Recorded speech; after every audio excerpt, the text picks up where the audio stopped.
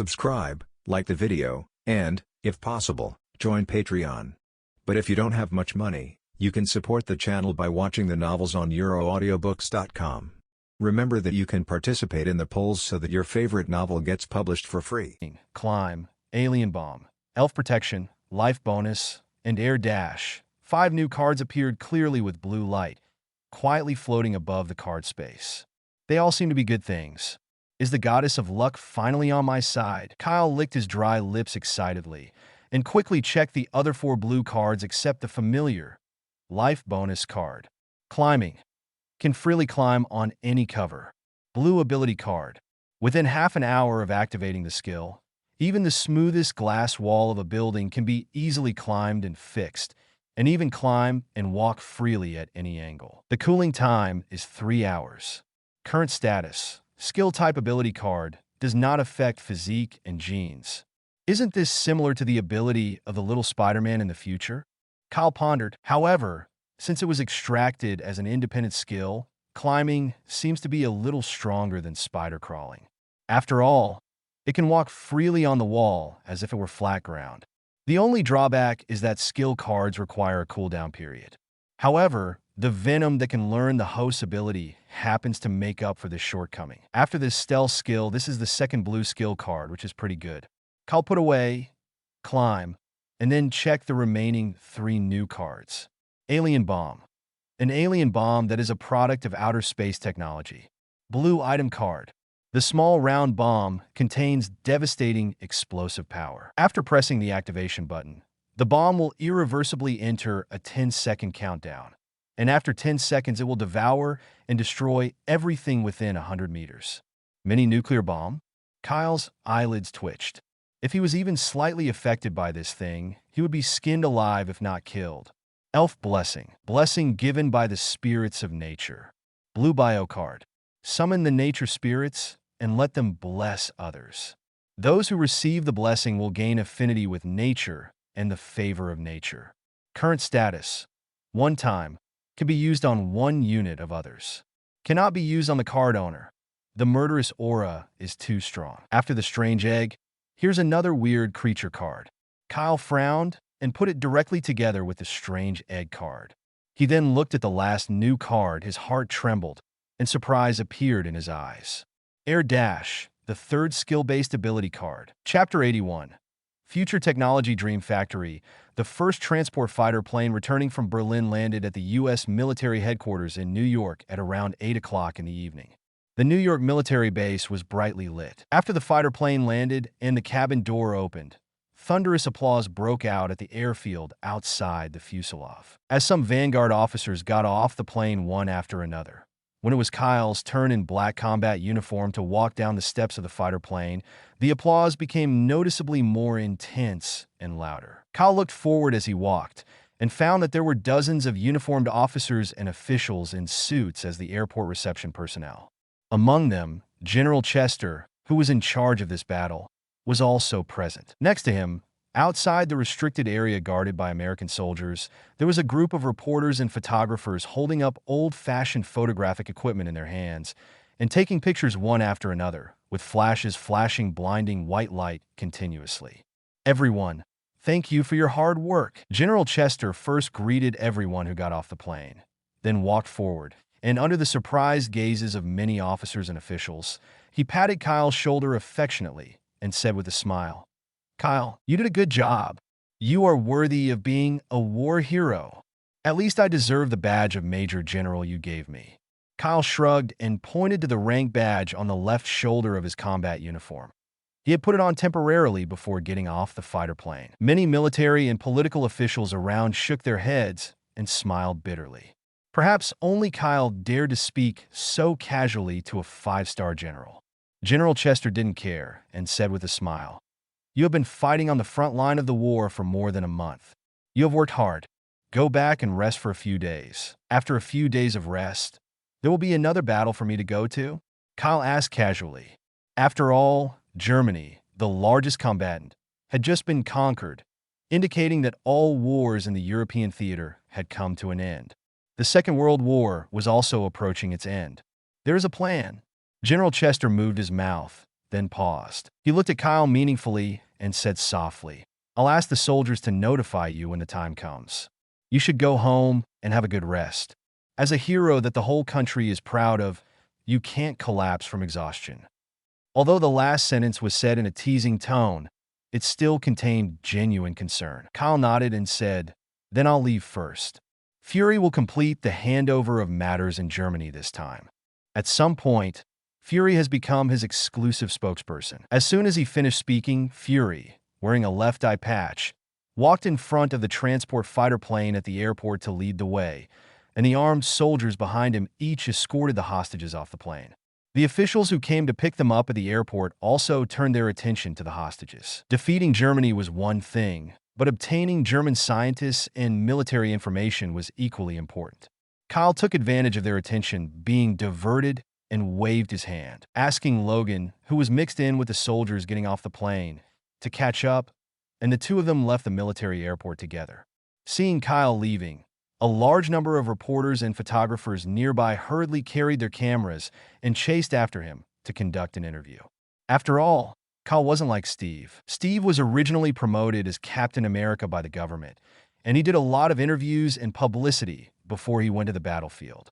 As a hero who has been fighting on the battlefield, Kyle has never been interviewed despite many documentaries. Any media newspaper in New York would dream of getting a first-hand interview with Kyle. The reporters, carrying their camera equipment, sped up and chased after the car. When they were about to catch up with the car at the main gate of the military airport, an extended luxury car suddenly stopped outside the gate. Kyle and Logan opened the car door directly, got in, and started the car immediately, leaving a trail of exhaust fumes for the breathless media reporters. Inside the extended luxury car, a professional bodyguard is sitting in the main driving seat and driving. The middle and back of the car body are hollow, and the space is spacious enough. Luxurious sofas are placed on both sides of the door. Under the comfortable light on the roof, Kyle and Logan sat on the sofa on one side of the car, and on the other side sat a gentleman in a suit with a mustache. Who else could it be but Howard? Fortunately, you weren't entangled by those reporters, otherwise it would be difficult to get away. Howard patted his chest with lingering fear. Obviously, he was used to dealing with reporters. "I want to leave. How can they keep me here?" Kyle smiled faintly and then asked in surprise, "When did you come back from the base in Europe?" Howard replied, "The Scientific Research Institute here in the United States asked me to come over to help out half a month ago, but it just ended a few days ago. Otherwise, I wouldn't have the time to pick you up. The current Scientific Research Institute's project is nuclear weapons, right?" Kyle asked bluntly. Howard didn't say it explicitly, but he nodded slowly. The scientific research technology is already in the final stages. It won't be long before we can produce something for experimentation. It seems that the war is really about to end, Kyle said to himself, leaning on the sofa, a little absent-minded. Once the war is over, the arrangements of the private forces will begin. By the way, who is this? Would you like to introduce him? Howard looked at Logan, who was sitting next to Kyle and had not said a word since getting in the car. "Just call him Logan. I met him on the battlefield. He's my—" Kyle hesitated, unable to find an appropriate description for his identity. Finally, he simply said two words, bodyguard. A national hero who symbolizes conquest and strength. A top soldier in the U.S. military needs a bodyguard? Howard was stunned. He looked at Logan, who was still silent, then looked at Kyle, who looked serious, and asked in disbelief, "Really? I'm not lying to you." Kyle smiled and said, "When Logan shows his strength, you will know. You will definitely be very interested in him then. The one you chose as your personal bodyguard must be someone extraordinary." Howard turned to Logan expectantly and introduced himself enthusiastically. "Hello, my name is Howard Stark." Logan nodded grimly, without saying anything more. He was still not very good at getting along with others. Howard touched his beard awkwardly and suggested to Kyle, "Last time at the training base, I agreed to treat you to a drink when I got back. Since you are free tonight, why don't we go have a few drinks together?" "Okay." Kyle nodded in agreement. He had just returned to New York, and there was really nothing to do for the time being. The luxury car drove out of the area where the military base was located from the city's main road into the bustling urban area in the center of New York and finally stopped in front of a high-rise building. "I thought you were taking me to a bar." Why did you change your mind this time? Kyle got out of the car and looked up at the center of New York City streets. There were tall buildings rising from the ground, and the tops could not be seen hundreds of meters above. It is a modern industrial building with about 60 floors, made of solid reinforced concrete. The windows on each floor of the building are lit with daylight, and you can vaguely see the busy figures of the staff inside. In the middle of the high-tech building, there is a giant English font made of lighting. Howard walked in the open space in front of the building, opened his arms towards Kyle and Logan, and said confidently, "Welcome to Stark Industries, the dream factory of future technology." Chapter 82 Technology changes the future. The Stark Industrial Building is a spectacular building in an artistic style, with an overall sense of technology and fashion. The building is 190 meters high and has 62 floors in total. It can easily accommodate thousands of people working and is one of the landmark buildings in New York. In Howard's words, it was just so much worse than the Empire State Building. The main reason was that there was not enough money at the time, so they could only barely build such a large main office building. In addition to this office building, Stark Industries also has a future technology plaza for launching new products and 3 large production plants located in the suburbs of New York. At this time, on the top floor of the 62nd floor of the Stark Industrial Building, where the chairman's office is located, Logan was guarding outside the office door. Kyle and Howard, both holding wine glasses filled with sweet red wine, stood by the floor-to-ceiling windows that replaced the outer wall of the building, looking down and taking in most of the night view of New York. Howard smiled and said, "Speaking of fine wine, the collection in my office cannot be matched by any other bar. And as a major shareholder, you have never seen the office building of Stark Industries in person, so I brought you here directly. It's indeed much better than I expected." Kyle nodded and commented. When he first invested in shares, he said on the surface that it was an investment in Stark Industries, but in fact it was also an investment in Howard himself. It won't be long before Stark Industries proves to the world that technology can change the future, Howard said with a smile, raising the tall glass in his hand towards Kyle. The 2 men clinked their glasses together and drank the red wine in their glasses. After drinking a few glasses of wine, Howard's occupational disease seemed to kick in, and he hurriedly took Kyle to visit the latest newly developed products. In the luxurious office on the top floor, the inner walls are equipped with hidden layers of security. Howard walked towards an exhibition table and confirmed it with his fingerprint, a mask and voice. The walls suddenly opened to both sides, and a square machine was lying in the first insurance counter that protruded outward. The more Kyle looked at it, the more familiar it became. The instrument fit perfectly in his hand, with the screen occupying only a small part of the machine and the dial numbers occupying the larger part at the bottom. "Isn't this a cell phone?" Kyle was confused. "Is it a keyboard-style wireless cell phone?" "Yes, it's a cell phone."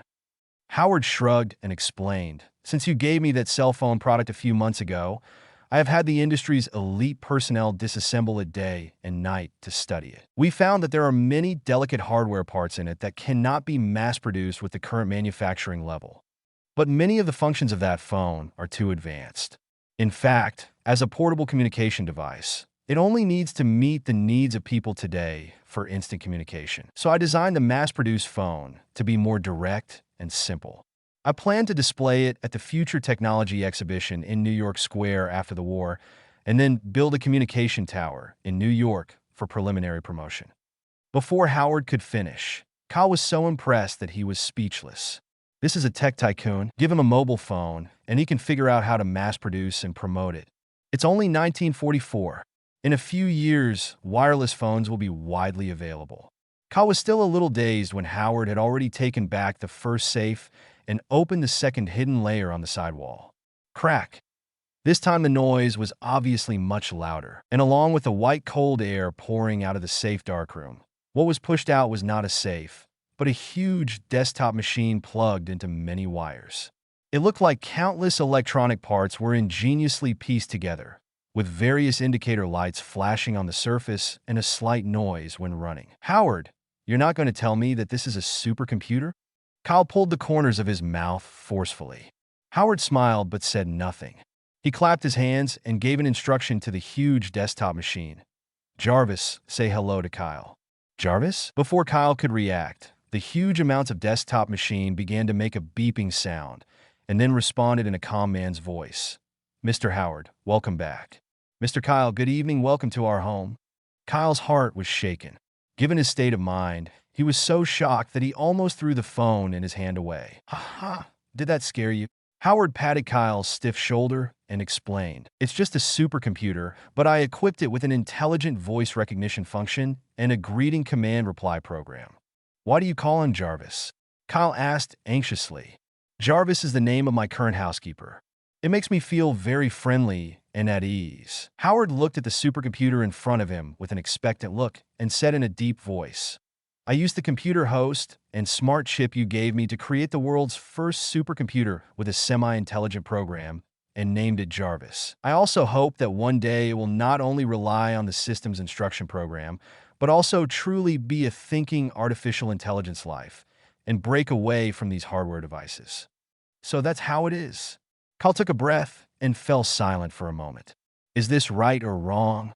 Or are the father and son cut from the same mold? Jarvis, the artificial intelligence of the 21st century and Iron Man's personal butler, was created by his father in the most primitive state in advance. Maybe we don't even have to wait until the 21st century for artificial intelligence Jarvis to be fully born. Kyle was excited, but also a little worried when he thought about it. He originally thought that he was the biggest butterfly effect in the Marvel world. Who would have thought that the 2 green item cards drawn would bring greater potential changes to the future of the world after being traded with Howard? Technology is the primary productive force. Subvert the world with your heart. All right, Howard seemed to remember something, took the supercomputer Jarvis back to the dark room, and walked towards a third dark wall to operate the access control. "If you have anything else, please show it to me all at once. I can't stand it anymore," Kyle said with a slight breath. "This is different from the 2 objects just now. Although it has been researched, it is completely useless now," Howard said, and the third dark wall just pushed out the safe, where there was only a design drawing drawn in pencil. "What is this?" Kyle picked up the design drawing with a little surprise. Since it can be placed in the third dark room, it proves that its value is no less than the semi-finished Jarvis. "This is what I did in-depth research on Tesseract more than a month ago and finally deduced a new element structure that is not on the chemical element table. I believe it can be used to replace infinite energy," Howard said regretfully. "It's a pity. Even if we deduce the structure of a new element, this element requires artificial synthesis through the continuous acceleration of high-energy particle beams. With current technology, it is still impossible to completely produce a finished product." Chapter 83. Above the God's structural sketch of unknown element. A design sketch showing the internal structure of an unknown element. White item card. Kyle lowered his head, looking at the element structure diagram carefully drawn with pencil in his hand, and couldn't help but fall into deep thought for a long time. Although this was just a theoretical construction deduced by Howard from the Tesseract, he still knew that this element was a truly new elemental energy source and an isotope similar to the composition of the cosmic, or, in the future, the main core energy source of Iron Man's suit will be replaced by this kind of artificial synthesis element energy crystal. A small element crystal with a reserve base core can support the continuous combat consumption of high-tech iron suits, laser strikes, jet flight, Jarvis artificial intelligence system, etc. What level of technological advancement is needed before we can attempt to artificially synthesize a new element? I mean, what are the current technological barriers to synthesizing a new element? Kyle put down the design drawing in his hand and asked Howard beside him with a serious look. If artificial synthesis can be achieved and mass-produced, the energy blocks containing the surplus energy of gemstones can be replaced by the crystals of this new elemental energy. There is no doubt that it can be used as a supply material for blue-grade sacrifice card drawing. Special materials for building acceleration tubes, as well as equipment that can emit stable high-energy particle beams, are all problems that have yet to be solved at the forefront of science. They are not something that can be easily overcome in the next few years. Howard spread his hands helplessly and said jokingly, "To be honest, I am planning to put this element structure diagram away and let my descendants slowly complete it in the future." "You don't have any kids yet," Kyle complained. Howard blew his mustache and glared at him. He said unhappily, I'm going to date some young ladies with great bodies tonight and have a baby." Poor Tony. Kyle burst out laughing. The future genius engineer Tony Stark hasn't been born yet, and it will probably take another 10 years. His buddy Howard had a son in his old age. However, even if Tony was born earlier, given the limitations of current technology, it is indeed impossible to artificially synthesize this new element with infinite possibilities. Do we really have to wait until more than half a century before we can try to manufacture it? Kyle was a little unwilling.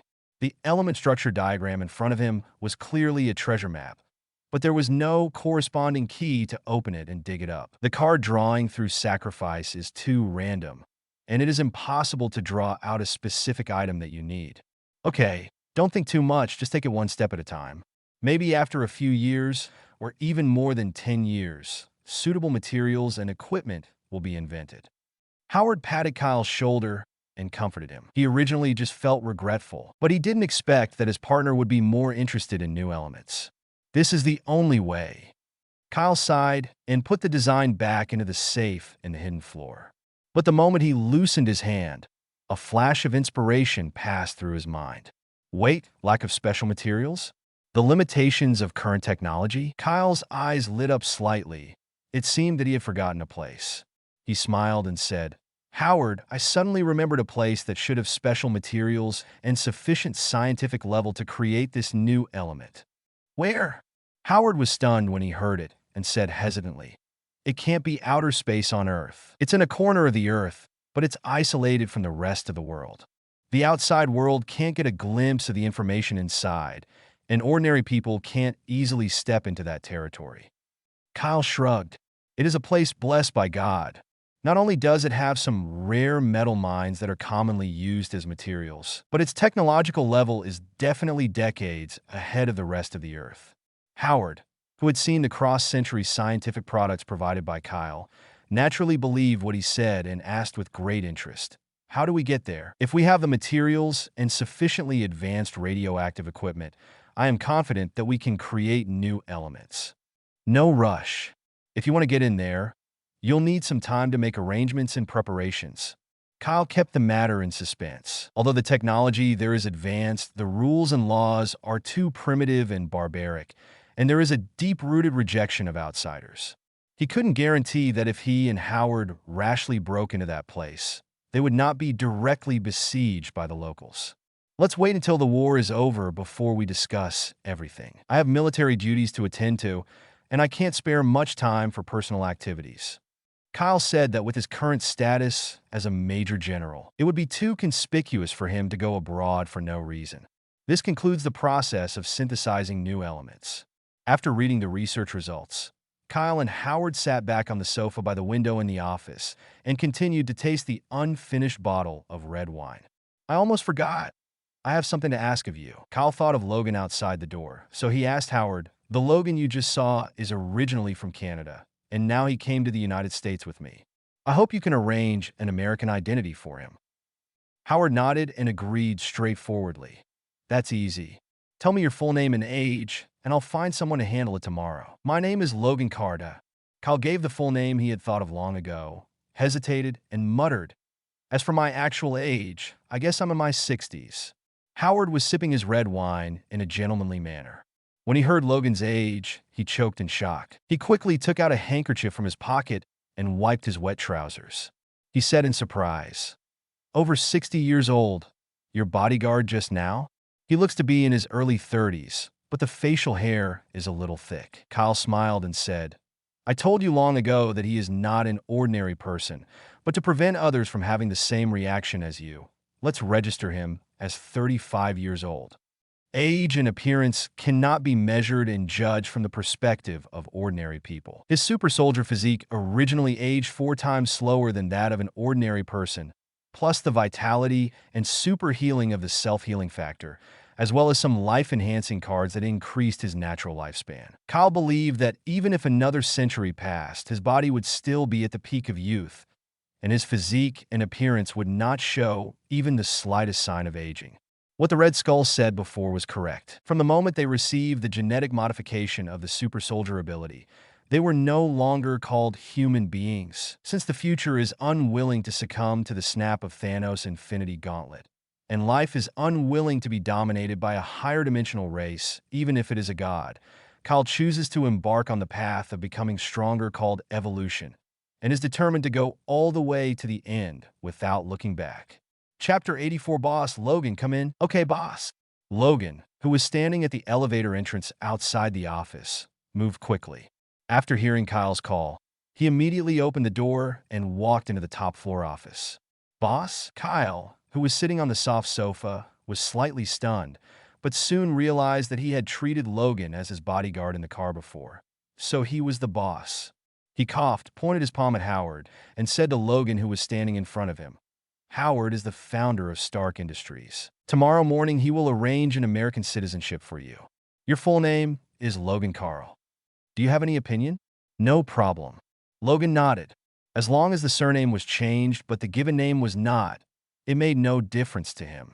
Howard, it's up to you to take care of Logan from now on in New York, Kyle said, obviously intending to keep Logan in New York to arrange follow-up matters. I have a feeling that we two will become friends in the future, Howard said with a gentle smile, as a gesture of goodwill to Logan. Although Logan did not respond this time, he was not so unkind either. His cold expression softened as he nodded in response. Howard took out a check from his suit pocket, placed it on the low glass table, and continued, This is the dividend you received from your shares in Stark Industries in the past 2 months, a total of $200,000, and I am now transferring it to you in the form of a bank check. With $200,000, you can now easily buy a high-rise building in the center of New York. Kyle's face was calm, and Logan also stepped forward without any emotion and took the check for him. After all, both of them are men who emptied the German treasury. When one's wealth reaches a certain level, it is really just a bunch of astronomical figures that cannot cause any psychological waves in people. However, the bank check provided by Howard was a real source of funds, so Kyle didn't have to circulate and sell the gold and gems in the card space through underground channels right now. Howard continued, in the matter of developing the island and building a fortress that you mentioned last time at the training base. After I returned to New York, I found a very highly professional engineering construction company. Once World War II is over, we will be able to go out to sea and start construction immediately. He took everything Kyle mentioned earlier very seriously, treating it as a job on the same level as developing new products. That's great. Kyle happily toasted Howard a few times when he heard it. He was even more excited than the $200,000 he had received.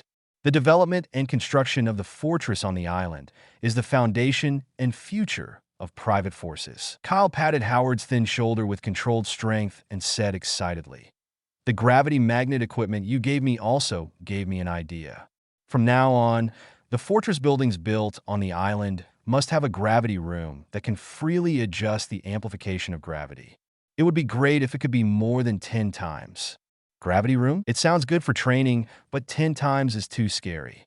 You will be crushed by yourself when you go in there, and the anti-gravity device can't reach such a high value.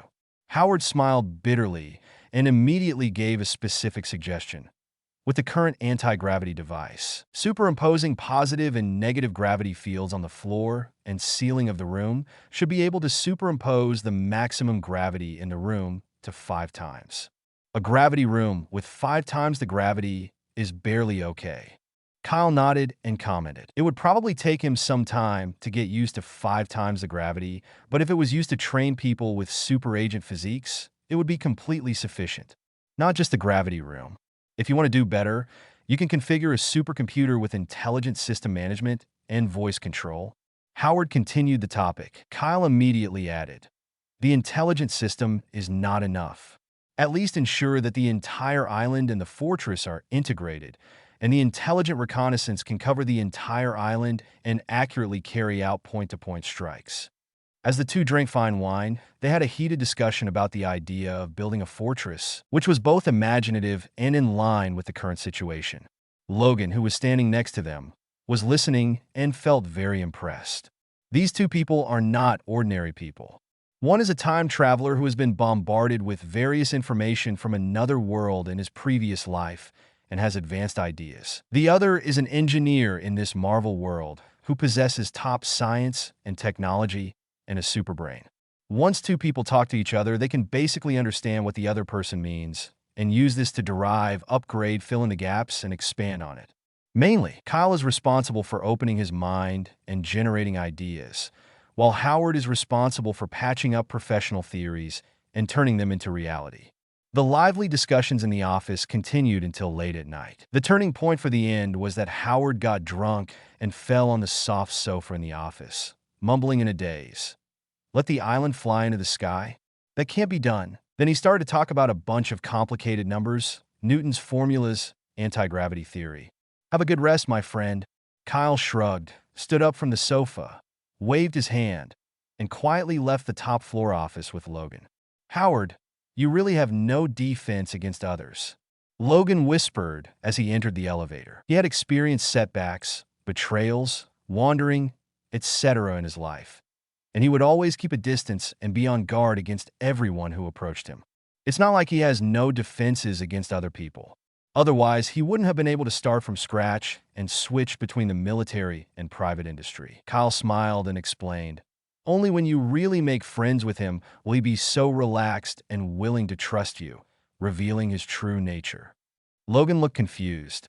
After Kyle and Logan left the Stark Industrial Building, they booked a double room in a VIP luxury hotel on a nearby street. After they washed up in their respective rooms and changed into casual and comfortable clothes, they stood together on the open-air balcony, overlooking the brightly lit late-night scene. Logan, I just took you to see Howard. You should know my intention, Kyle said, facing the evening breeze, turning sideways to look at the silent Logan beside him.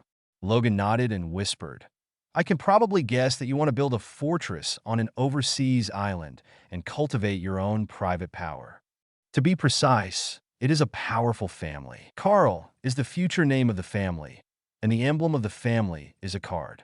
Kyle smiled faintly, and without knowing when, a card appeared between his fingers and he was flipping it over and playing with it. Carl is a simple combination of the card drawing system and his name. You can be said to be the first person to enter the Carl family and be robbed to him. Kyle said solemnly, just know one thing.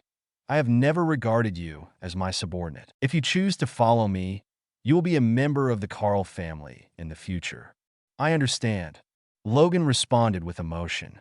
Previously, I thought Kyle would hand myself over to the military or Howard to be studied as a man-made weapon, but I didn't expect Kyle to directly include myself in the future family collective. Good boss. Chapter 85. Nanny. Type talent on the top floor balcony of a luxury hotel. Kyle looked directly at Logan and said thoughtfully, since we are all family, I will speak frankly. I still have a test task for you.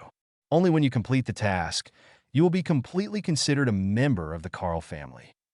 What mission? Whether it's asking me to assassinate an enemy officer or to lurk in another country's territory to obtain intelligence, there is no problem with that.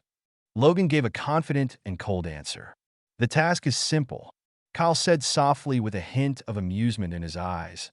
I will provide you with enough funds. You can rent a large manor villa outside New York by yourself.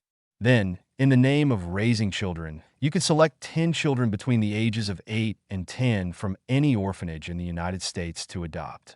It doesn't matter if they are boys or girls, as long as they are healthy. Adopt 10 children, me? Logan opened his mouth wide and looked at Kyle with a serious expression in a daze. Kyle nodded and said, that's right. We are still in a war period, and there are so many orphans in the orphanage that they can't accommodate them all. If you bribe the director, it won't be difficult to adopt 20 children, let alone 10. Then, you can ask Howard to help you hire a few nannies to cook 3 meals a day and clean the manor, and that will be it. That's not the question. How can I adopt a child? Logan shook his head, feeling a little numb, and pointed to his cold and weathered face. Look at this ruffian face, and then look at his figure and ability. If you are a combat talent, why would you accept a babysitting task? Kyle asked back. Why do you think you can't do it? I only know how to kill and fight, but I can't take care of children. You can try another test mission. Logan was determined. He was a lone wolf, always with sharp claws. How could he use his hands to pull and teach those children kindly? Logan, now you've become the same as before. Kyle smiled and said, You've lived alone for so many years, carrying hatred and evil thoughts, burning, killing, looting, scheming, killing people and robbing, and finally licking your wounds at night. When you killed saber-toothed tiger in Germany, didn't you say you wanted to leave behind your lonely and miserable life and be your true self? If you don't even dare to accept this mission and want to continue to close your heart and ignore others, then you will never be able to return to your original self, but will gradually become the second saber-toothed tiger. After hearing this, Logan was shocked, his brows furrowed, and his hands clenched on the iron balcony fence, not knowing what he was thinking. After a few minutes of silence, he said, "I understand. I accept this test mission." "That's good." Kyle secretly breathed a sigh of relief. It was not easy to convince Logan to agree to take care of the child. This test mission can not only try to alleviate Logan's current excessive defensiveness towards others, but also lay the foundation for future forces and subordinates. It can be said to kill two birds with one stone. Also, who says Wolverine doesn't have a hidden talent for babysitting? Logan sighed and said, "Although I can't guarantee that I can do it well, I will try my best." "Don't worry. As the owner of the manor, you just need to let the adopted children live in. They will have nannies and cleaners to take care of their daily lives. As for their studies, you can ask Howard to hire professional tutors to give them cultural lessons. As for combat skills, we'll talk about it later." Kyle consoled him. He only had one super agent ability card on him and couldn't grant it to enough people at once. Without someone who already possesses the ability of a super agent, it would be impossible to continuously draw and grant blue ability cards to others. Many things still need to wait until the end of World War II before they can be planned and implemented. One night passed. After resting in their respective rooms, the two did not meet again and went their separate ways in the morning. Logan rushed to the Stark Industrial Building alone, received the identity document that Howard had arranged for him to change, and tried to carry out the test mission agreed last night. Kyle thought that it was a rare opportunity to return to New York during the war, and since General Chester had not yet sent soldiers to notify him of the order, he had the chance to check on Lucy, who was temporarily staying at his house, and see how she was doing. Strolling on the bustling modern streets with his leather shoes tapping, Kyle also relied on the symbiotic venom to slightly camouflage his appearance. He wore a brand new gentleman's suit, a large round hat that cast a shadow, and a pair of sunglasses. He was among the crowds on the sidewalk, and no one discovered his identity. In fact, even if they saw him and felt familiar with him, no one would dare to believe that the war hero they had seen on the projection screen and in various newspapers would suddenly pass by them like a gentleman in real life. Major General Kell led more than 2 million Allied troops to completely conquer Germany and arrived at the U.S. military base last night. From time to time, newspaper boys would run back and forth on the pedestrian street, shouting propaganda as they passed by, which made Kyle lower the brim of his hat. If I were recognized on the street, I would probably have to use my climbing ability to escape to a nearby building. Kyle secretly sighed, wondering whether becoming famous as the first superhero was a good thing or a bad thing. However, from training soldiers to where I am today, my starting point has never been just for others. The greater the ability, the greater the responsibility. Be yourself first. Take control of your own life and destiny. So, he was never a real superhero. While walking on the busy and noisy street, Kyle suddenly stopped and keenly noticed that something was wrong with the surrounding environment. Passers-by of all kinds were still hurrying past him, but they were like projected three-dimensional images without any life. The shouting of the newspaper boy, the sound of cars driving and horns, the trivial conversations of pedestrians. These sounds seem to penetrate through layers of spatial barriers and cannot be transmitted to where you are. Soon, even their figures disappeared in a blur. In the United States, the American continent, and even the entire world, Kyle was the only one left, standing quietly on the deserted streets of New York. Magic, Kyle muttered to himself, as if he had switched to another uninhabited space. The sudden strange scene did not make him panic. There is no point in panicking. The more difficult the situation is, the more you need to think calmly and face it. As expected, he is the youngest major general since the founding of the United States. A neutral female voice without any emotion came from behind. Kyle turned around calmly and saw that the person who spoke was a young woman wearing a simple white robe and with a bald head. General Kyle, allow me to briefly introduce myself. My name is Ancient One, and I am a mage. The woman spoke. Chapter 86. Ancient One mage on the dead, silent, and empty New York streets. The two were about 10 meters apart, looking at each other slightly. Ancient One? After hearing the young woman's self-introduction, Kyle's face remained stern and expressionless, but his heart was already in turmoil. His muscles involuntarily tensed up, and he entered an unprecedented state of high alert. Ancient One, the strongest person on Marvel Earth at this stage, an old woman who has lived for hundreds of years, and a supreme wizard who peeks into the magic truth of the universe. Almost instinctively, the venom symbiotic with Kyle's body was also extremely wary, and his suit, hat, and sunglasses all changed at the same time, twisting from black silk liquid to a fully covered night suit, filled with the iron-blooded aura of killing and wildness. Ancient One smiled as he looked at Kyle, who had entered combat mode, and said in a soothing voice, "General Kyle, I have no ill intentions. What did you do? Where is this place?" Kyle asked coldly, looking around at the real, yet fake streets and buildings. "This is just a mirror dimension of Earth space, just like a person looking in a mirror and the mirror world inside that mirror," Ancient One explained. "Transforming spatial dimensions, this..." Kyle frowned. Although he had long known that the Ancient One wizard could control time and space with magic, only by experiencing it himself could he understand how terrifying it was. It was the first time that he lost control of the situation. He could neither flee nor fight, and could only wait for the other party to express their intentions. After all, people who don't master the corresponding magical abilities can't escape back to the real dimensional world, even if they escape to the end of the mirror world. As for fighting against the Ancient One wizard, Kyle believed that even if some high-dimensional races who claimed to be gods came, they would be defeated by the woman in front of them in minutes. The strongest guardian of the earth. Do you think I'm kidding? I wonder what Master Ancient One wants to talk to me about? Kyle took a deep breath and suppressed the strong sense of uneasiness in his heart, as if he was facing a great enemy. "I've wanted to see you for a long time, and I just happened to know that you were free today, so I came straight over." The Ancient One spoke softly, and his unhurried words seemed to carry a bit of magic that inexplicably eliminated the vigilance and uneasiness in others' hearts. "See me?" Kyle was stunned. When did he attract the attention of this old woman? The Ancient One gazed at him, smiled, and asked, "What have you done with the Tesseract?" "Tesseract?" Kyle was slightly surprised and pondered the answer. "I wonder if the magician is talking about the magic cube used by the Hydra organization to create infinite energy.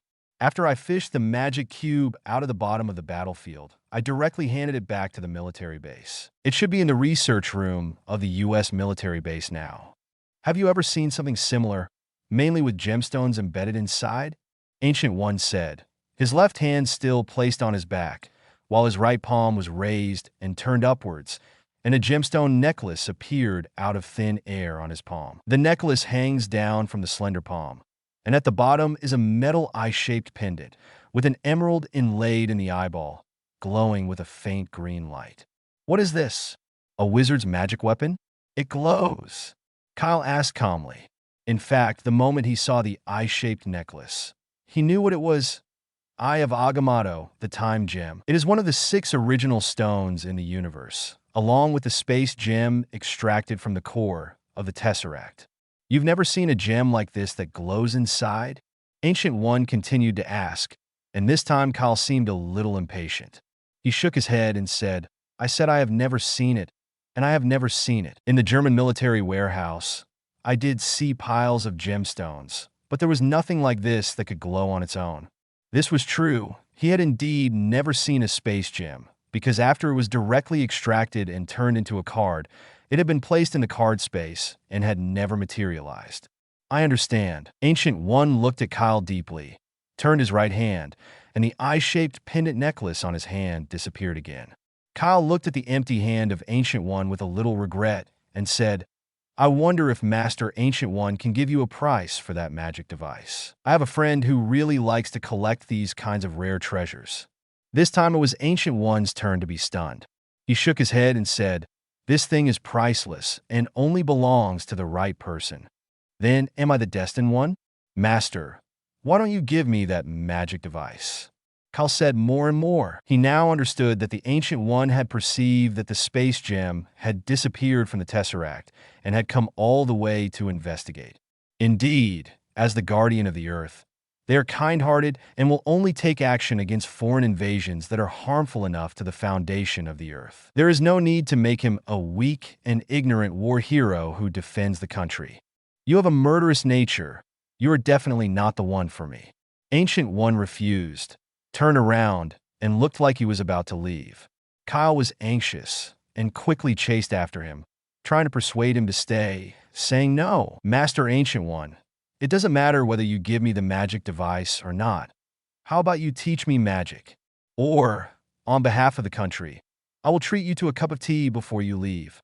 Just as Kyle was about to enter the 3-meter card drawing detection distance behind Ancient One simply waved his hand, and the tiny, bright sparks of light spun into a wheel, tearing a circle of exit in the space in front of him.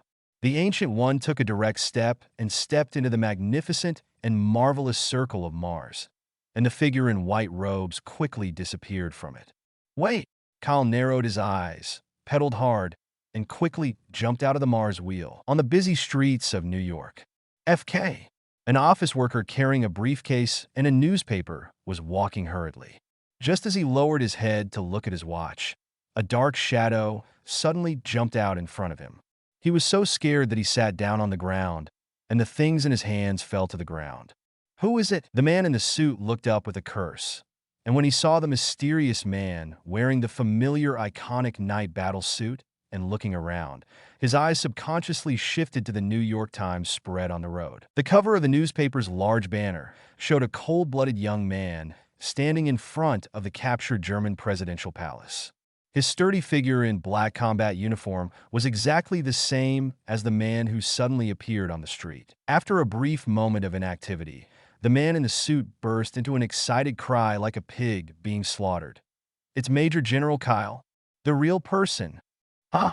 Kyle, who had just come out of the mirror world, had not yet reacted. After a brief sensation of traveling through space, he was surprised to find that he was back to the bustling streets of New York, surrounded by dense and numerous pedestrians. When the suit gentleman called out, the entire street fell silent, and countless pairs of surprised and fiery eyes focused on Kyle at the intersection. "It's broken." This was Kyle's first thought, and he also realized that he was now fully covered in the Venom suit on the battlefield. His second thought was, "Old woman, I will remember this mistake." Chapter 87. Cosmic Variables Really General Kyle? In just a few seconds, there was a sensational uproar on the streets of New York. The passers-by around Kyle, regardless of gender, age, or status, walked forward excitedly after seeing him, and soon formed an exaggerated wave of people, surging forward madly, wave after wave. "Damn, Ancient One. The exit shouldn't be located more low-key." Kyle gritted his teeth and rushed to the commercial building next to him without any hesitation. With a leap using his super jumping ability, he jumped directly onto the sign on the second floor of the commercial building. Climbing skill activated, he stepped directly towards the wall above. The soles of his feet seemed to be covered with a layer of faint black light with extremely strong absorbent power. After stepping on the wall, it was firmly fixed on the wall of the building, so that walking on the wall was like walking on flat ground. Just a few simple jumps and sprints and a set of retreat and escape movements are done smoothly. It took Kyle less than 3 seconds to successfully climb up the 10-meter-high mezzanine structure of the commercial building, and he quickly disappeared behind the wall. Only the crossroads below the commercial buildings were jammed with people and cars, and countless fanatical shouts resounded through the sky above New York City. Half a minute later, Kyle, who had transformed himself into an office worker with venom, walked down another street with lingering fear. At this time, many passers-by had just reacted and were talking about rushing to the direction where he had just exposed himself. Even police cars were dispatched on the road to maintain order. "It's General Kyle.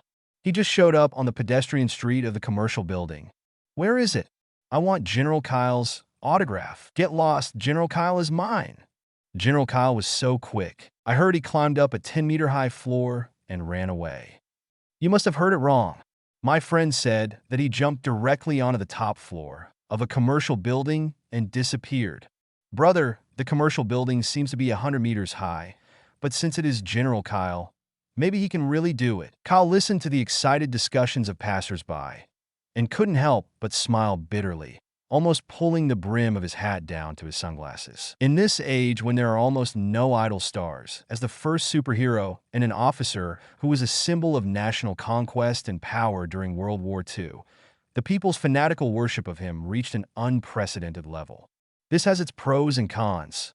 Kyle touched his chin. Initially, he just wanted to gain a foothold in this Marvel world, build a career, and then slowly think about how to deal with future villains. Now it seems that the reputation of the superhero is a bit too much, making it impossible for him to keep a low profile. After World War II, it's time to consider the retirement of heroes. Otherwise, even personal actions will attract the attention of various organizations around the world. Kyle thought secretly, recalling the deep fear and powerlessness he had just faced the Ancient One. Ancient One, it shouldn't be that simple. Believe me, before you get the skills to master the space gem, you can't easily take it out of the card space and use it. Also, I must try to draw the magic abilities of the monks in Kamartaj, the force created by the Ancient One. Kyle made a secret decision, his blue eyes flashing brightly, and he strode away from the noisy street area behind him and walked towards the street where his home was. At this time, Kamartaj is a hidden residence opened up in a building space somewhere. The bright sparks spun into a wheel, revealing a circular tunnel of space that could be walked through. Ancient One stepped out with his hands behind his back. Ancient One Mage. In the dojo-like hall, a black male monk had been waiting there, bowing respectfully to the returning Ancient One. Ancient One smiled and nodded. The black monk said with a little doubt, "Master, you haven't left Kamartaj for nearly 100 years. It's a rare trip for a major general of a country." Major General Kyle, he is not an ordinary person. Ancient One frowned slightly and said softly, "His body seems to be integrated with a symbiotic life form from alien space. Even if you use magic to read his thoughts, you can only hear the chaotic voice of the symbiotic life form." The black monk said sternly, "Alien life form? Do you need me to deal with it?" "No need. That symbiotic life form does not have enough ability to threaten the Earth. Also, you have to know that we really need to be vigilant against the enemy." Ancient One reminded him, and then walked out of the gym hall. "Kyle from the United States? If I have a chance to go to the United States, I must give him a good try." The black monk muttered to himself and memorized the name in his heart. The Ancient One came to an underground library, put the Eye of Agamotto into a book-shaped storage box, placed it on the bookshelf together with those forbidden magic books, and sealed it with magic chains. There was another strange thing about Kale that she hadn't told any of the mages. Anyone who goes back in time or travels back and forth between the past and the future of various timelines cannot see any scenes related to Kyle. That man seemed to appear out of nowhere in this world, disrupting all the future trends and making all the possibilities of the future blurry and difficult to think through. Variable is best described by this Oriental adjective. Is he a hero who saves the world, or a devil who destroys everything in this world? Ancient One sighed. As the guardian of the Earth, things that were far beyond her control appeared again, except for the cosmic gem. Highland Street, Brooklyn. Kyle had no idea what the Ancient One was thinking, so he headed all the way to the original residence listed in the archives and finally stopped in front of a duplex classical villa. If I remember correctly, this should be it. Kyle looked up. It was his first time going home. After confirming the house number, he pressed the doorbell. "Coming, coming." From behind the door of the villa, the girl's crisp response was faintly heard. After a while, Lucy, who was dressed as a homely girl, opened the door a crack and looked at Kyle, standing outside with her amber eyes. After all, during the war, many young men left home to join the army, and many young girls and young women stayed at home single in New York. Beautiful women would be wary of strange men. Not to mention Lucy, who was as pretty as an angel. Recently, some old gentlemen have asked her where she lives. God knows what they're going to do. Who are you? The fresh milk has been delivered during the day, and I didn't order a newspaper. Lucy asked, looking cautiously outside the door, at a suspicious young man wearing a hat and sunglasses, hiding his complexion. Kyle was slightly stunned, then realized something, and whispered in a hoarse voice with evil humor, "Door-to-door service." Chapter 88. Lucy's cute face turned pale, and she looked at Kyle, who was dressed strangely, with more vigilance. She bit her lip and said, "You've come to the wrong place. I didn't order any door-to-door service." "Of course I'm right. This is 199 Highland Street. I also know your name is Lucy Jane." Kyle shrugged and was about to go into the house with a smile. However, just as he took a step forward, the wooden door in front of him was quickly closed by Lucy inside. Kyle was speechless for a while. He could still hear the click of the front door lock from inside the house. Then, Lucy's warning words came out. "My house is not far from the police station. If you stay outside the door and cause trouble again, the police will come and arrest you." Kyle smiled bitterly and explained, "Well, Lucy, I was just joking." "Bad guy, go away." "Lou," she snorted coldly. Kyle continued to explain helplessly. "It's me, Kyle. Listen carefully. I haven't seen you for a few months. Have you even forgotten my voice?" "Kyle!" Lucy in the house exclaimed. After a hurried and flustered unlocking sound, the wooden door opened a crack again, and the amber eyes looked at Kyle outside the door again. This time, Kyle did not act weird again. He let Venom remove the disguise of hat and sunglasses, revealing his young and handsome face. "Kyle, it's really you. You're back." Lucy was extremely surprised. She quickly opened the wooden door, opened her arms excitedly, and rushed forward. Her skirt fluttered as she threw herself into Kyle's arms. "It's been a few months since we last met. Are you okay?" Kyle kept smiling, put his arms around Lucy's slender and soft waist, and looked down at the person in his arms.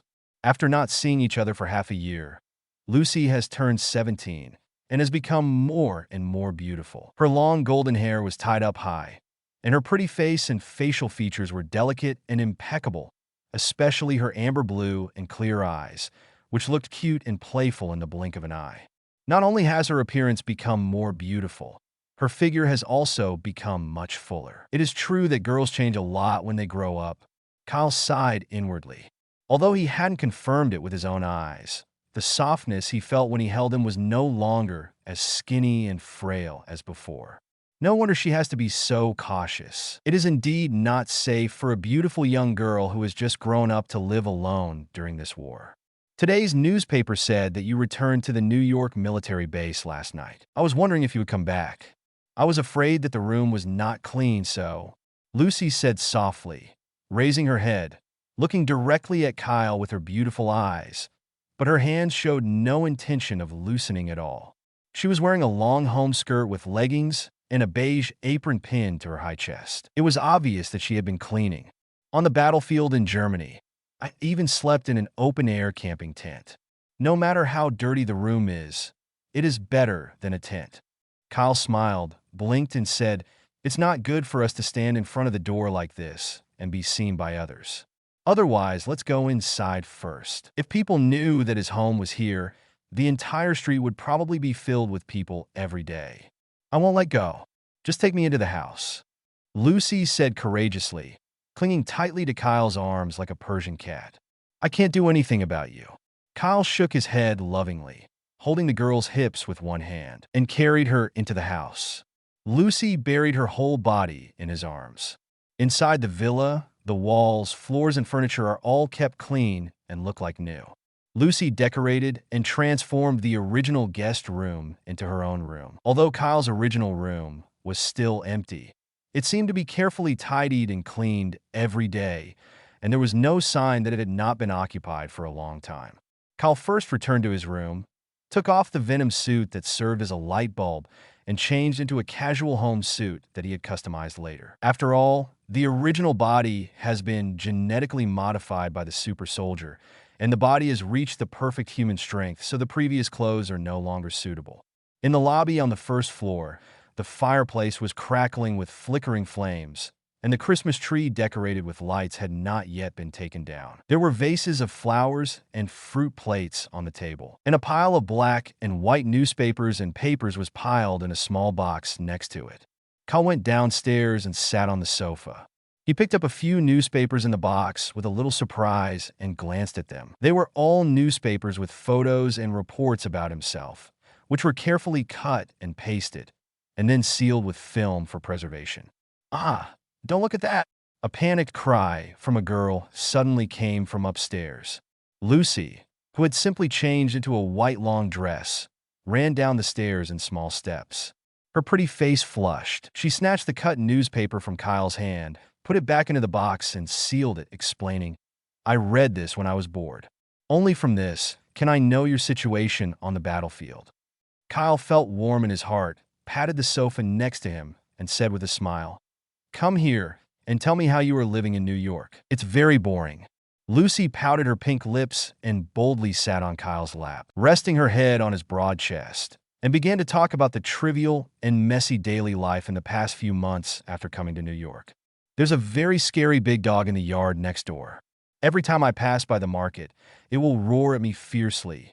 So sometimes I would rather take a detour. Some old gentlemen who know I live here often come to harass me. But fortunately, Chief Joseph has asked the nearby police station to patrol here from time to time and arrest or drive away those bad guys." She described it in great detail, with a girl's innocence and tenderness, so that an ordinary little thing could be transformed into the length of a fable.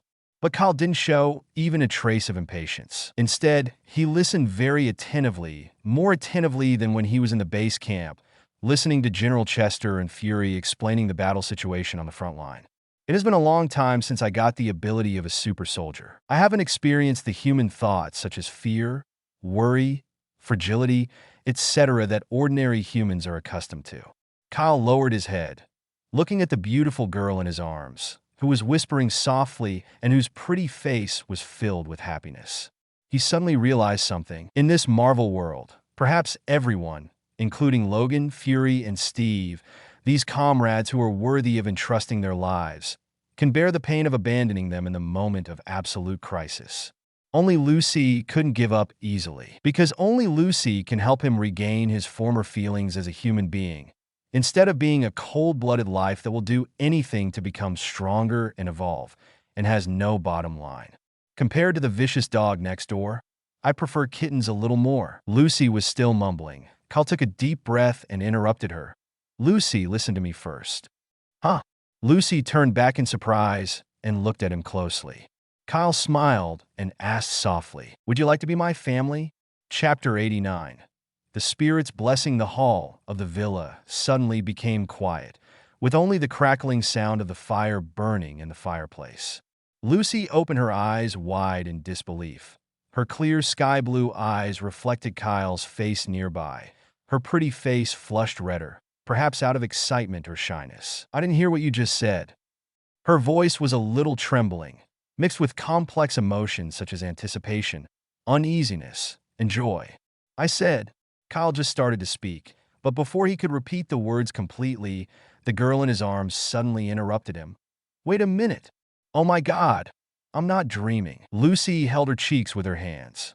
Her body temperature was obviously getting hotter. She muttered to herself, "The scene of you suddenly coming back today is exactly the same as the beginning of the beautiful dream I had recently. Now you are telling me that again. Kyle, am I really dreaming? Otherwise, hit me," Lucy said, looking at Kyle with some worry. "Of course this is not a dream."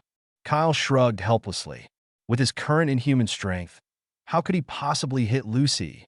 He could only stretch out one finger and lightly tap the girl's smooth forehead with controlled force.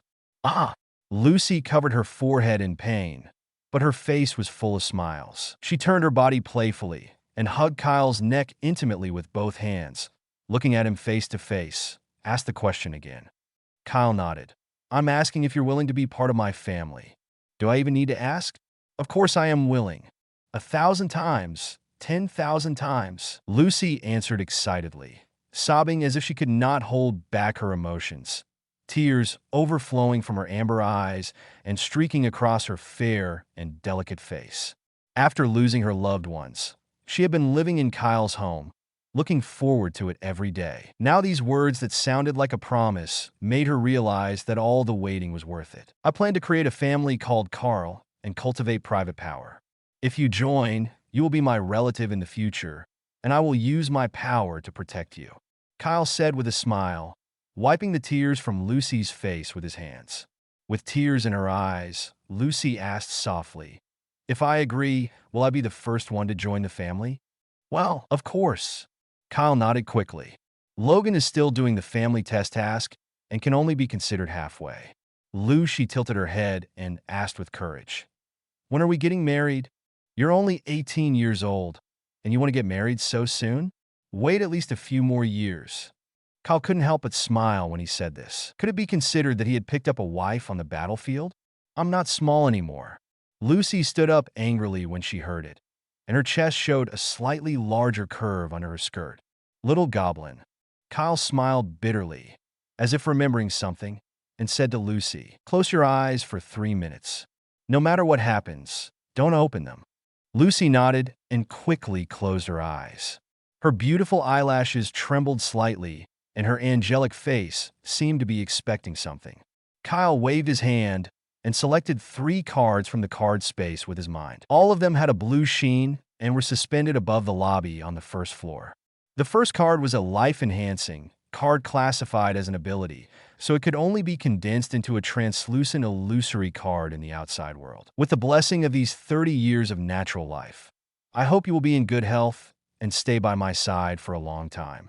Following Kyle's wish, the life bonus card was used and consumed and entered the girl's body, producing an immediate effect. Lucy's body trembled slightly. The added life card indirectly adjusted her physical condition. Her vitality was also greatly improved.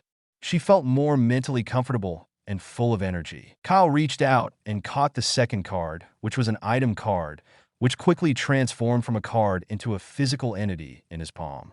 The object has a luxurious and dazzling gemstone luster. It is a heart-shaped sapphire necklace, which is exquisite and perfect like the most expensive and luxurious handicraft. "Girls should like this kind of thing," Kyle muttered to himself as he put the sapphire necklace on Lucy's fair neck. No matter how precious the heart of the ocean was, it was just one of his many treasures.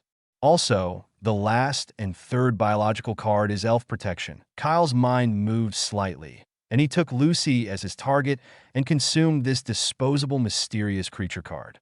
The next moment, as the cards were spinning and disintegrating in high school, the space slightly twisted and distorted, and a shadowy figure with wings flew out from the vortex. The half-real, half-virtual creature that looked like an elf moved its little mouth as if chanting an inaudible spell. An ray of natural light bathed Lucy's back as she closed her eyes. What will happen? Kyle looked at all this in amazement, but soon, the natural light gradually dimmed, and the shadow of the elf creature also faded away, disappearing without a trace along with the small space vortex in the lobby on the first floor. The hall became quiet and dim, returning to its normal state. "Is that all?" Kyle frowned. What was that elf creature just now? Could it be related to the higher dimensional races on Earth, in the area where the Asgard divine domain is located? "Kyle, 3 minutes have passed. Can I open my eyes now?" Lucy whispered, tentatively opening her eyes. When she saw the heart of the ocean she was wearing, her mouth opened in surprise. This is too precious, isn't it? It's just a jewel necklace. I see you don't have anything to wear. You can wear this to some banquets in the future." Kyle touched Lucy's head and asked, "Did you feel anything strange in your body when you closed your eyes?" "Strange?" "I felt a slight electric shock, but my heart was beating too fast next to you, so I couldn't react." Lucy answered bluntly. The protection of the spirits, the gift of nature, is just a special effect of a natural light gone. Kyle secretly complained, since when did this blue quality card become so useless? And it was a disposable creature card. "By the way, I was so busy chatting with you that I forgot to buy ingredients for lunch." Lucy touched her deflated stomach. "That's easy. Why don't we just go out to eat?" Kyle made a suggestion. It seemed that the thing he had the most right now was money. After Lucy put away the heart of the ocean, the two got dressed and went out. After opening the front door, They found that it was drizzling outside. "Oh, I'll go get an umbrella." Lucy looked up at the gloomy sky and was about to go into the house to get an umbrella. The next moment, the drizzle stopped without any warning. The breeze blows, the gloomy clouds dissipate, and the sky clears up after the rain to reveal the sun and the rainbow. Is this a coincidence? Kyle frowned at the door, realizing that things were not as simple as he had imagined. Chapter 90: Passive Blue Skills. Walking on Highland Street, Lucy hugged Kyle's arm and snuggled up to him. The two of them looked like an ordinary couple taking a leisurely stroll. Kyle's outfit returned to the previous one, with a trench coat, hat, and sunglasses. Lucy also pinned a scarf on him before he went out. His appearance and figure were covered up so tightly that he looked much more bloated. Was what happened just now a coincidence, or did the so-called elf protection have a subtle effect? Kyle thought as he walked, his eyes looking through his sunglasses and quietly falling on Lucy beside him. In his and Venom's perception, Lucy's vitality was only boosted by the life card, and her body was not much different from that of an ordinary person. "Ah!" Lucy suddenly screamed and hid behind Kyle in panic. Kyle reacted quickly and looked in the direction she was looking, and saw a large furry black dog moving vaguely in the yard of a house on the side of the road ahead. "Is that the dog?" Kyle asked. "Yes. Every time I pass by here, it clings to the fence and yells at me." Lucy frowned her delicate eyebrows and cutely stuck out her pink tongue over there. "But this time I don't have to be afraid of it because you are here." Kyle's heart moved, and he took Lucy closer to that place and said coldly, "Come on, I'll take you over there to teach it a lesson."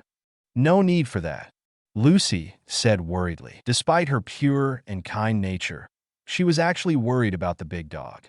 But Kyle's attitude was firm, and he took her towards the yard. As soon as the two men approached the outside of the fence, the vicious dog in the yard noticed them keenly, barked ferociously, and rushed over quickly with its fangs bared. "It's coming!"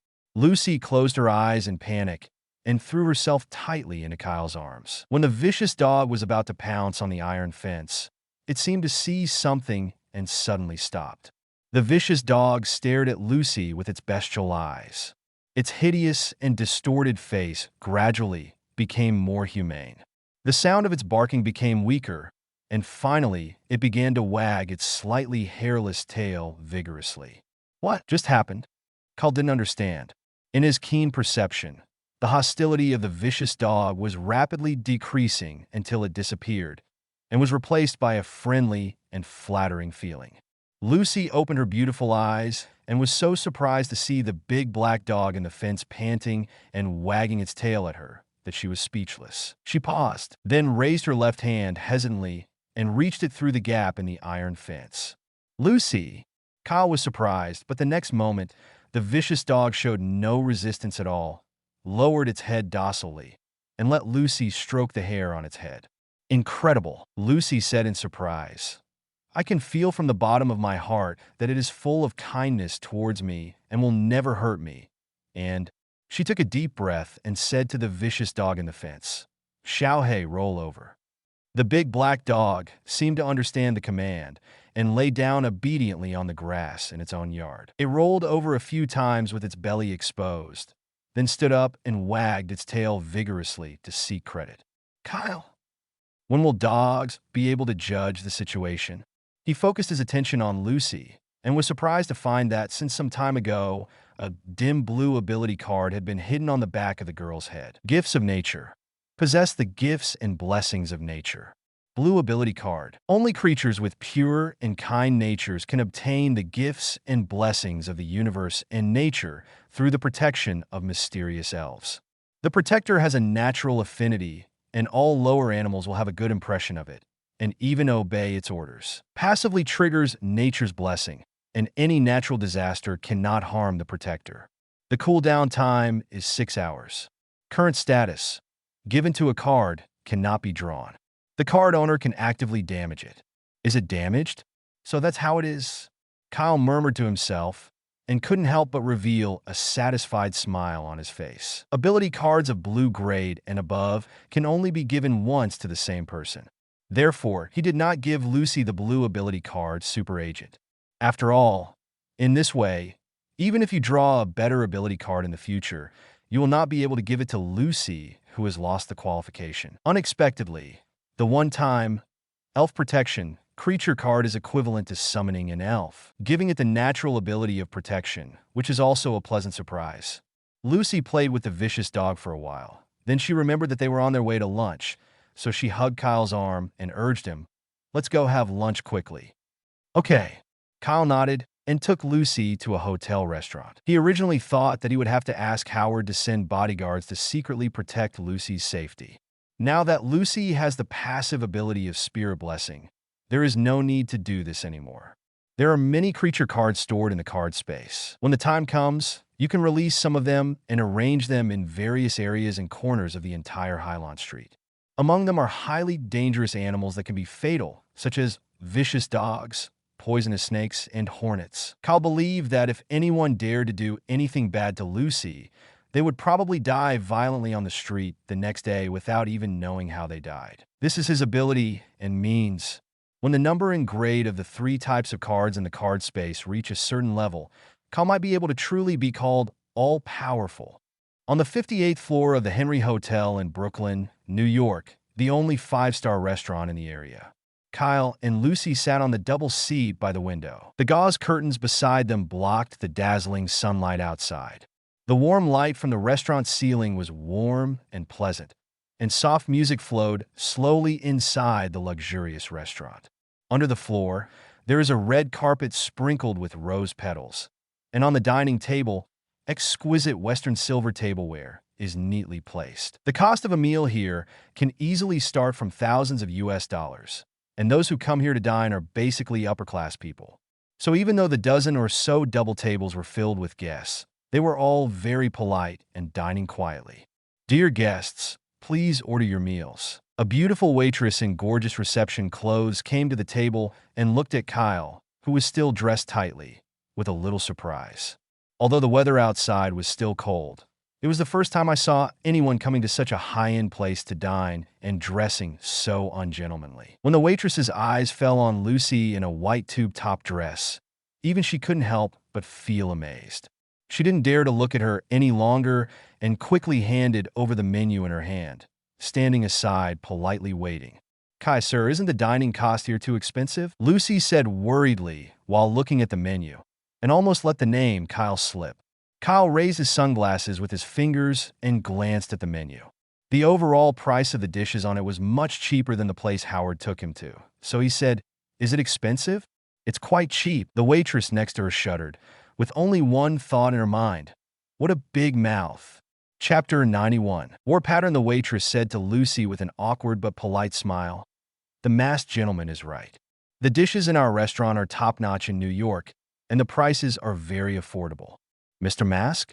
Kyle was embarrassed, but it was understandable that he didn't even take off his hat and sunglasses. It was really weird to have a meal indoors like this. He thought for a moment and asked, "Do you have a private room here?"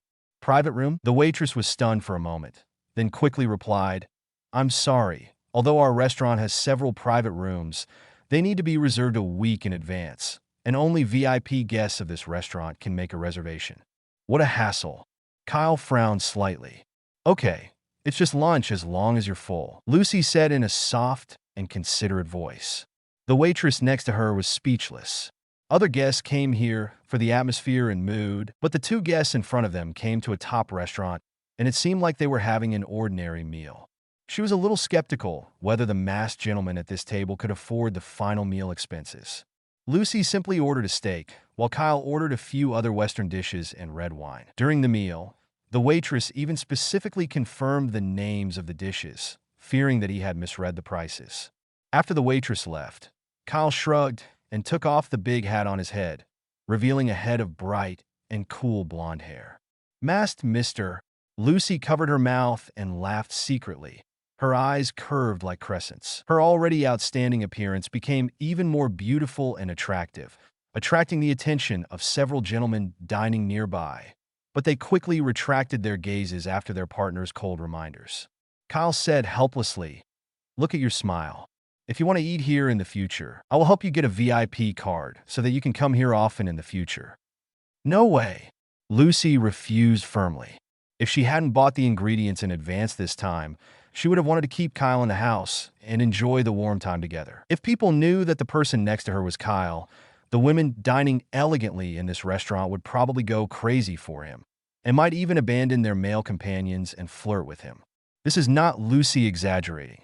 You should know that last year, Kyle was far ahead of the second place, Steve Rogers, and was elected the #1 dream lover of American women with 3 times the votes. And this year, in less than 4 months, Kyle has firmly occupied the top spot and successfully become the perfect man that New York girls and young women most want to have a one-night stand with. Lucy also has a small social circle, including some female friends around her. They will be the first to buy any promotional videos, magazines, or newspapers about Kyle to show off. It is easy to imagine how great the charisma of the superhero Kyle is in the American continent, especially in New York, USA. While Kyle and Lucy were waiting for their meals, a middle-aged man in a suit hurried into the dining hall and waved his hand to signal the musician to stop playing the violin. He walked to the center of the restaurant and immediately attracted the attention of many diners. "Ladies and gentlemen, I'm very sorry to interrupt your meal." The middle-aged man bowed to apologize and then politely said, "The New York Times just published an urgent piece of news that has a major impact on the country. Our restaurant will provide you with free newspapers. I hope you can read them and learn the latest information." "Boss Henry, you're welcome. What happened? Didn't Germany just lose the war?" "Our army has returned victoriously. This morning, I heard that someone saw General Kyle on the street. Is it true?" The guests began to discuss quietly. Boss Henry shook his head heavily and said to the guests, "You can see for yourself." After that, a dozen waiters each took a stack of newspapers and quickly distributed them to each customer. Kyle also took the New York Times handed to him by the waiter. Under normal circumstances, top restaurants would not easily disturb customers while they were dining. It can only be said that the impact of this emergency message in wartime was too great. The front page cover of the New York Times is a photo of German officials bowing their heads to sign a surrender agreement, which also indicates that as the main belligerent country that triggered World War II, Germany will completely withdraw from World War II.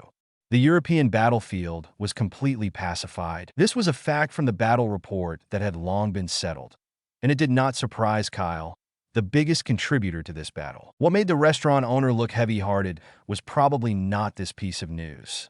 Kyle then turned to the next page of the New York Times.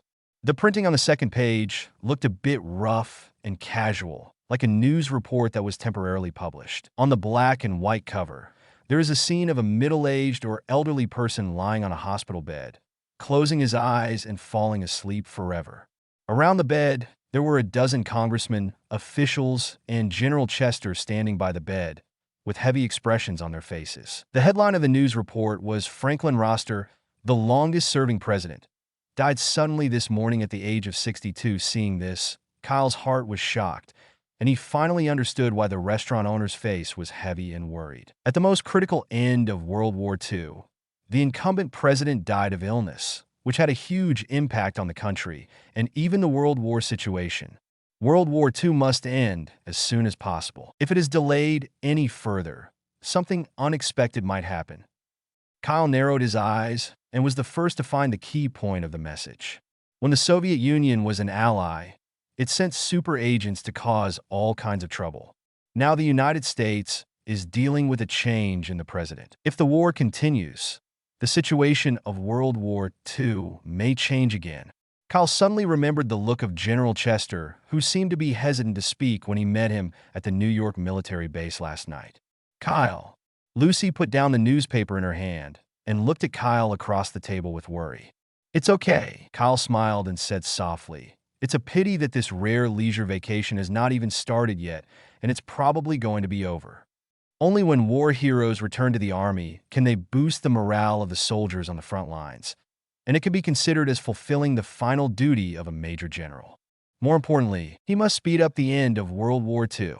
Due to the continuation of the World War, Kyle has no time to spare, and only when the world returns to stability can he start to cultivate his own family power.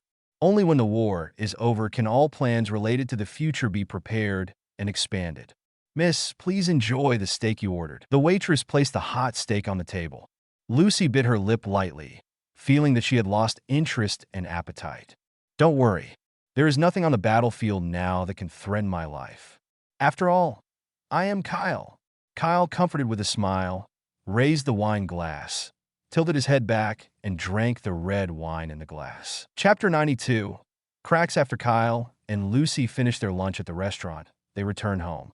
Passing by the yard where the vicious dog was previously, Kyle saw a large black dog curled up in the doghouse, trembling slightly as if it had been frightened by something. Lucy, who was holding his hand, still looked worried and had no mood to pay attention to the vicious dog. Along the way, the streets of Hylon were empty, without a single pedestrian in sight. This is certainly not entering a mirror world. It is more like some force has intervened in isolating this place. When he walked into the 10-meter area of his home, Kyle narrowed his eyes as if he had sensed something, patted Lucy's hands, stepped forward to block the way, and said coldly, "Come out." As soon as the words fell, dozens of armed soldiers suddenly walked out from behind the bunkers at the intersections of the surrounding streets, lined up in an orderly manner, pointed their 5 fingers together at their temples, and saluted respectfully towards Kyle. "Hello, Major General Kyle." "Hello, Madam Major General." The latter sentence was obviously directed at Lucy, who was standing behind Kyle. This made Lucy blush with embarrassment, and she stammered, not knowing what to say. "General Chester asked you to convey the command message to me, but there is no need for so many people, right? And the whole street is controlled and isolated by military force." Kyle looked at them in surprise. The fully armed soldiers did not respond. They turned around and lined up symmetrically, holding their rifles and standing vigilantly face to face, separating a pedestrian passage in the middle of the army.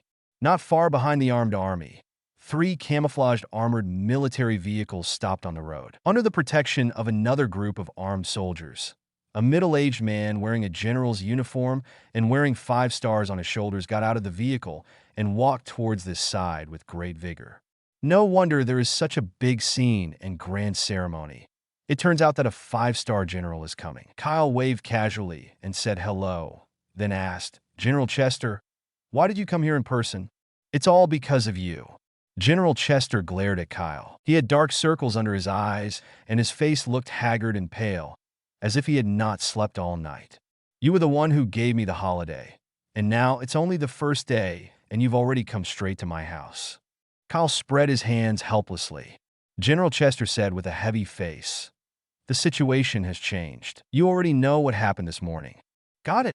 Kyle nodded, glanced around, and suggested, "It's not a good idea to discuss it here. Why don't you come to my house and have a seat?" "Okay."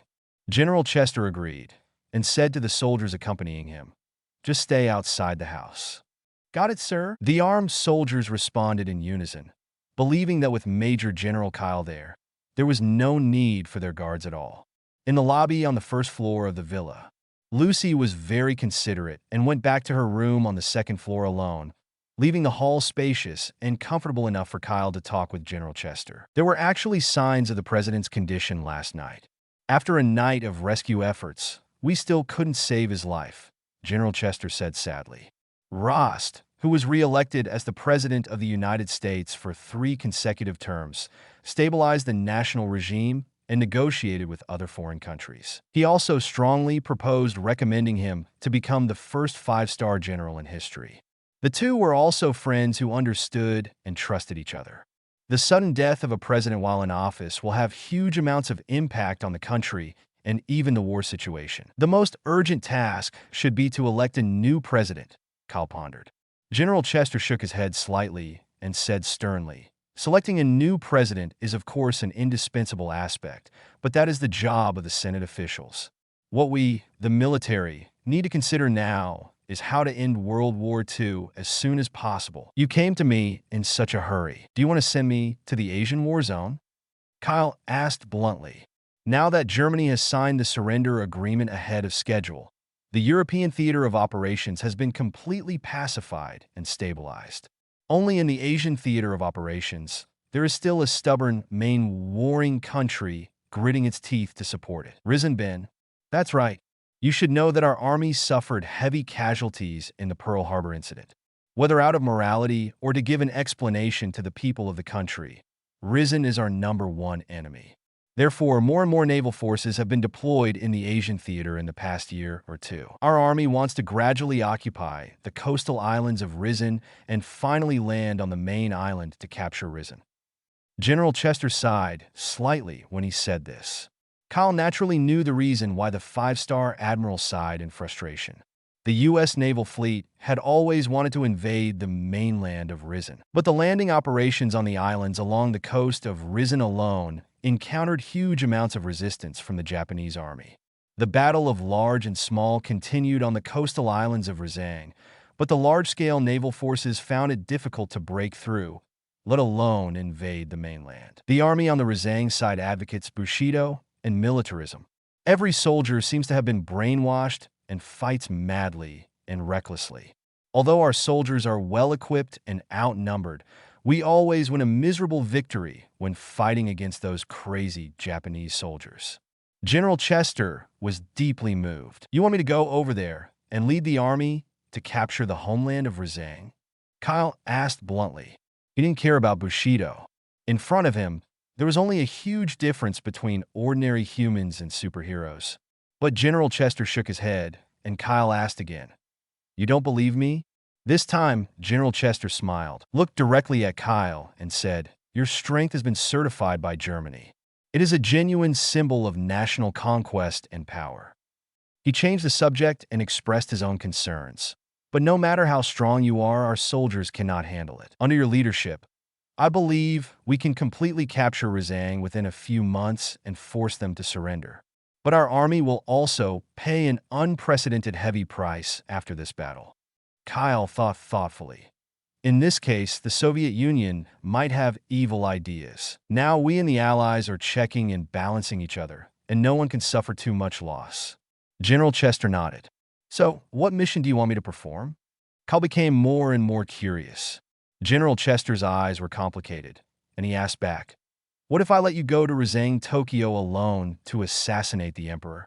"Pa!" In Lucy's room on the second floor, there was a sound of a cup breaking. General Chester didn't care about it and stared at Kyle with a stern look. Kyle smiled faintly. "So that's how it is?" He paused and said, "If you dare to send me, I will go. You are indeed a super soldier." General Chester hesitated for a moment and said, "I will also make a public announcement in advance, stating that you are being sent to Tokyo to carry out the mission of assassinating the emperor." Kyle smiled and said, "I understand. The assassination of the emperor is just a cover. You mainly want me to go to Risen alone to create oppression and crisis and force them to surrender as soon as possible. If it fails, it will only mean the loss of a war hero. If it succeeds, the U.S. military will not suffer any loss and long-term peace will be achieved in the world." What a good strategy for a five-star general. Chapter 93 shocked the world. The lobby on the first floor of the villa was quiet, and the subtle atmosphere was solemn and depressing. Kyle and General Chester looked at each other for a moment. Both of them had their own ideas and concepts. At this moment, something that was originally connected as one finally showed some cracks. General Chester values military strength and national interests above all else. Even if it puts Kyle and even himself in danger, he will definitely agree with that decision. "Major General Kyle, please consider this carefully." General Chester explained slowly. "This is not a plan I came up with. It is the best solution that all the generals and officers discussed and decided on this morning. For them, it is of course the best option." Kyle leaned on the sofa with a cold expression on his face, lost in thought. General Chester comforted him. "Don't worry. When you go to Tokyo, I will send armed soldiers to Hylon Street to protect the safety of your family." While protecting, it probably also implies surveillance and control. Kyle narrowed his eyes, put his hands on the back of the sofa, and said in a colder tone, "No problem. I accept this task." "Kyle!" General Chester was about to say something with relief, but Kyle interrupted him. "Sir, Lucy and I are going to take a nap. Could you please leave here?" The obviously distant words of expulsion made General Chester's face slightly stiff. He took a breath and said, "Then I'll leave everything to you. The soldiers I brought will be stationed here. When it's time to leave in 2 days, a special car will come to pick you up and take you to the base airport. Goodbye. I won't see you off." Kyle said coldly. General Chester didn't mind this. He slowly got up from the sofa and walked out the main door. He walked to the door and paused, looking up at the blue sky and white clouds outside. He suddenly had the urge to turn around and make amends, but reason soon overcame emotion, and he took a firm step forward. Kyle, who was sitting on the sofa in the house, remained silent. He reached into the air with his palm and pulled out a white item card from the card space storage area, which materialized into a Major General rank badge representing honor. Kyle threw the rank badge into the trash, and without even looking at it. That afternoon, while mourning and bidding farewell to the president's body in front of the White House square, General Chester, a five-star general of the United States, released an important military message to the media on behalf of the military. Representing the country's conquest and strength, Major General Kyle, a super war hero, will be sent alone to Risen Tokyo in the Asian theater to carry out the military mission of killing the supreme leader, the Emperor. When this news came out, the whole country was shocked. The American people generally doubted this. Although Kyle's individual strength was unquestionable, sending him alone to the enemy country to kill the leader was undoubtedly an extreme suicide mission. General Chester made it clear on the podium that Major General Kyle had agreed and accepted this important mission, saying that Kyle had the ability and confidence to complete the order, leaving the protesting citizens and soldiers speechless. That night, when this message spread rapidly to the whole world through various channels, the whole world was suddenly shaken as if an earthquake had occurred. The whole world was shocked. After careful analysis and judgment, any country would think that this single-soldier dispatch mission was not difficult at all, but was the result of the U.S. military's momentary madness and Major General Kyle's personal arrogance. In the Asian theater where the war was still going on, the high-ranking officials of the Ruzang nation got to know the news, and they were so ashamed and angry that they started to have a good time that night. In their view, the United States has sent a large number of ships to invade islands along the coast of its homeland in recent years, but has never gained the upper hand. This time, it has the audacity to send an agent to threaten the great emperor. One man against a country? Are you kidding me, Sakura Goddess? The next morning, Emperor Higashin made a domineering speech at the Imperial Palace in Tokyo. We warmly welcome Major General Kyle of the United States to come to Higashin, Tokyo for a visit. When the time comes, our soldiers will teach him the essence of Bushido. Before Kyle even left the house, the two countries, separated by the vast ocean, were already at loggerheads with each other. Germany, which had surrendered long ago, was the country that knew Kyle best. As a bystander seeing this scene, he hoped that Ruzang could avenge them, but on the other hand, he also looked at him with inexplicable sympathy. The Soviet Union and Britain, the U.S. allies, watched from the sidelines, not knowing what new tricks the U.S. military and Kyle himself were up to, and did not dare to draw conclusions easily. This is the most incredible single-soldier assassination mission in history. Kyle's name has officially spread throughout the world. Regardless of whether he is a fleeting meteor across the night sky or the sun hanging in the galaxy, he is the most shining and dazzling hero during World War II. In the office of the highest commander at the New York military headquarters, the communicator walked to the door, looked at General Chester sitting in his office chair, saluted and reported. Report. Captain Nick Fury hopes to see you. Captain Fury. General Chester thought for a moment, nodded and said, "Let him in." The communicator retreated to the door, and the next moment, Fury, dressed in a neat officer's uniform, hurried into the office, walking and running. Why? As a lieutenant who won the Best Command Honorary Award last year, you are so impatient and rash. General Chester said softly, "Because I am the best commander, I have a unique understanding of the battle situation." Fury took a deep breath and said solemnly, "General Chester, why let Major General Kyle go on such a high-risk mission alone? If Major General Kyle and I lead the army and carry out a comprehensive oppression on Ruzang like the last large-scale battle, the possibility of victory will be higher." Captain, are you questioning my orders? General Chester raised his head and looked at Fury with a majestic look.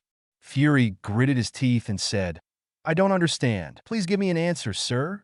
"I know. You and Major General Kyle have always been comrades in arms, and he was the one who promoted you. General Chester slowed down his tone and said softly, "You have to understand that this was a joint decision made by all members of the U.S. Congress and general officers of the military. It is not something I can easily change. I understand a little bit," Fury said with a smile.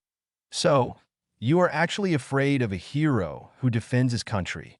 Captain, watch your words," General Chester warned coldly. Fury ignored him and continued, "It was you who first promoted Kyle to the status of a war hero.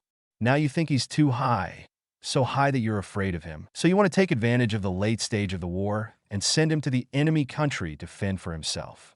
You all think you understand everything, so you use the name of patriotism to create checks and balances and suspicions. In fact, you don't understand Kyle at all. He is a person who is very difficult to approach, but once you get close to him, he is very loyal. Moreover, the national power that you value is of no value to him." Fury said this as if he was extremely disappointed with the military. He took off his officer's hat and the rank badge on his left shoulder and solemnly placed them on the desk in his office. "I, Nick Fury, hereby apply to the Supreme Commander to resign from my captaincy." Fury shrugged nonchalantly, turned around, and walked out of the office, saying, "Sir, one day, you will find out how stupid your decision is. You are forcing a superhero to leave." General Chester stared blankly at Fury's departing back. Finally, he closed his eyes, sighed, and supported his forehead with his hand. At this moment, he seemed to have aged several years. He no longer looked like a majestic and domineering five-star general, but rather like a helpless old man. Chapter 94: The Well and the Sea, Brooklyn. At the intersection of Highland Street, with Kyle's residential villa as the center, outside the wall, within a radius of 50 meters, there are police checkpoints and armed soldiers guarding closely. Fury, who had taken off his military rank and uniform and put on a windbreaker, was soon stopped by 2 American soldiers at the outermost area as soon as he approached the area. "Sorry, no one is allowed to enter here. I'm Kyle's comrade-in-arms. I want to see him." Fury walked closer and said in a deep voice. The 2 American soldiers looked at each other and then took off their protective helmets that covered their faces. Fury saw their appearance and opened his mouth in surprise. "Why are you? Long time no see." Ever since Captain Steve's plane crash and Major General Kyle's disappearance half a month ago, the Howling Commandos have been completely disbanded, and our members have been assigned to different units. "Captain Fury, I didn't expect to see you here." The 2 armed soldiers looked at Fury with a little excitement. "You guys," Fury sighed, and as if he suddenly thought of something, he frowned and said, "Why are you guys reunited now? Are all the people blocking and guarding this place the original members of the Howling Commandos?" "Yes." One of the soldiers nodded and said happily, "It was General Chester who personally proposed to reorganize us into an elite team directly under the command of a 5-star general."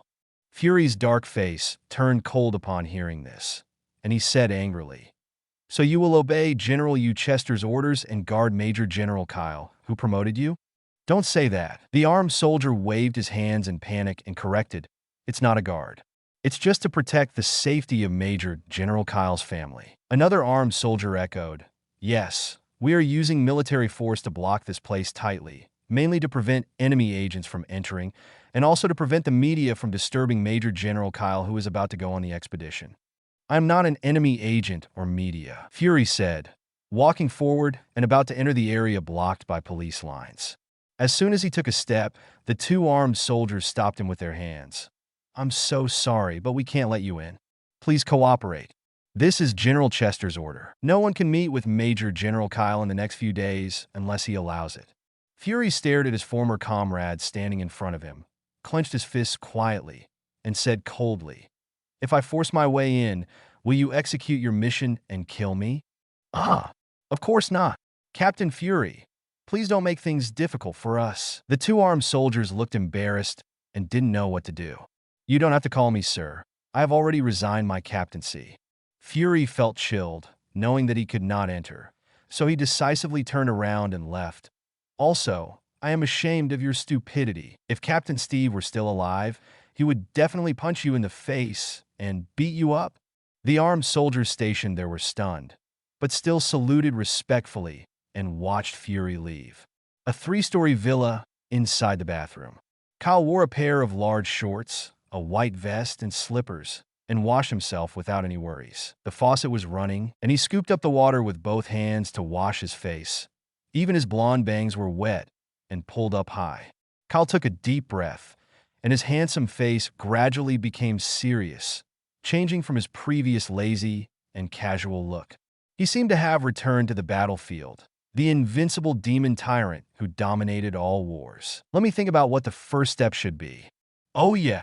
Kyle clenched his palm and pulled out a green item card from the card space, which materialized into a keyboard phone similar to a Big Brother. After dialing a series of numbers, the call was connected in just 5 seconds, and Howard's surprised and hurried voice came out. "Is that Kyle? Who else in the world can communicate using wireless phones now, besides you and me?" Kyle chuckled. "Luckily, you took the new phone last time, and since we are both in the New York area, we can have this secret communication." Howard laughed and then said solemnly, "Fry came to see me and told me something about the military leaders." He paused for a moment and continued, "As far as I know, when the president died suddenly the day before yesterday, a large number of people in New York actually called for you, a war hero, to be the first candidate. This should be the fuse that triggered the national congressmen and the military leaders to discuss the dispatch mission. Those senior executives simply made the decision they believed was correct when the situation took a turn." Kyle said coldly, not feeling surprised by this. "If we say that Captain America, who can get hurt and tired and has a perfect human physique, is still within the scope of what the U.S. top brass can accept and understand, they believe they can keep him firmly under their control. In the battle to attack Germany, the level of combat capability he displayed by ignoring gunfire, not fearing bombardment, and shocking tens of thousands of soldiers on his own has far exceeded the current cognition of the U.S. top brass. Their vision is still too low and too narrow, limited to the surface of things in the world. It's normal for ordinary people to have concerns from their perspective." Kyle said indifferently, "This era is too early. We haven't experienced the 21st century, the emergence of genetically mutated humans, Hulk, Spider-Man, etc., the collision of technological lights, Iron Man, Black Panther, Ant-Man, etc., the transcendence of myth and magic, God's domain, Thor, Doctor Strange, etc., and the superdimensional races of the alien universe, Guardians of the Galaxy, Thanos Legion, etc. The world is still in the Second World War, and human beings are like frogs living in a well, full of awe for the unknown and fear for the powerful." Most people thought that Kyle, such a powerful individual, would covet the water in the well. But little did they know that he had already climbed out of the well and was looking at the stars and oceans outside. Standing on the top floor of the Stark Industrial Building, Howard clenched the phone in his hand and said angrily, "No matter what, you are a war hero. You are full of achievements and honors. No matter how afraid they are, they should not threaten you to go to Razang alone." Before he could finish his words, Kyle's words on the other side made him stagger and almost fall to the ground. No, they are not threatening me." Howard took a breath and asked in surprise, "What, no threats to you? That's a very risky mission with no return. There are many things in this world that can threaten me, but the top leaders of the United States do not have those abilities." Kyle smiled faintly and said, "Those old guys are very smart. They are not naive enough to force me with armed forces and the orders of 5-star generals. Otherwise, they would not have allowed the former soldiers of the Howling Commandos to come and garrison here." "Then why did you agree?" Howard on the other end of the phone was stunned. He knew that the reorganization and promotion of the Howling Commandos were not enough to impress Kyle. "Go to Razang and force them to surrender by your own strength, so that the world can return to peace. I personally think it's worth a try," Kyle said coldly but domineeringly. Chapter 95. Backhand. "What did you say?" Howard on the other end of the phone felt for the first time in his life that his brain was not enough. To force the powerful and rampant Razang kingdom in World War II to surrender with the power of one person alone. This, perhaps only the legendary gods can barely do it. Using the power of mortals to stand shoulder to shoulder with gods? You can give it a try. It's not dangerous anyway. Kyle said confidently. He was really considering this action. Regardless of how this plan was proposed, it was originally an unrealistic semi-suicidal plan that was conceived by the top U.S. officials out of fear. But in his opinion, this combat mission is not impossible. The Venom suit comes with abilities such as gliding, camouflage, and concealment, various blue skill auxiliary skills, and life-saving cards, as well as a powerful physique far superior to that of ordinary humans. Super Soldier plus self-healing factor.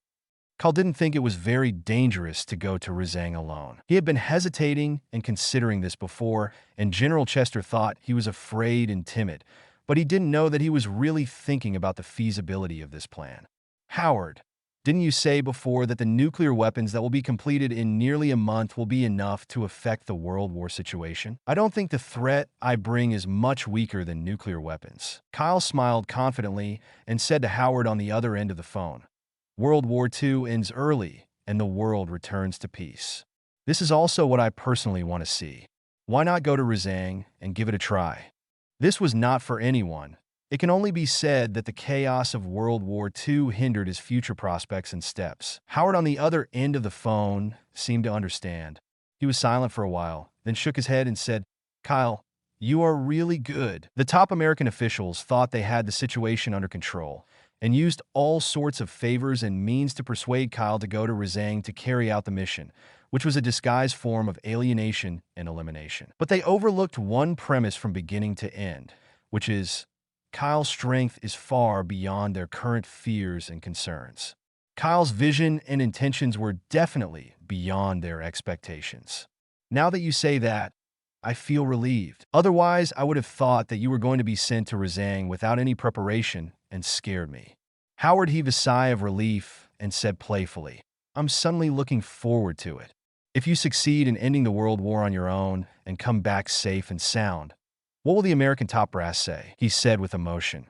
If you succeed, you will be completely deified in one battle. In the future, you can stand at the top of the American empire, or even the entire world, and be admired by thousands of people just by relying on your personal prestige. You know, I don't care about these things. Kyle chuckled and said in a slightly serious tone, but there are two things I would like to ask for your help. Just tell me, Howard said cheerfully, feeling relieved knowing that his friend was not in danger.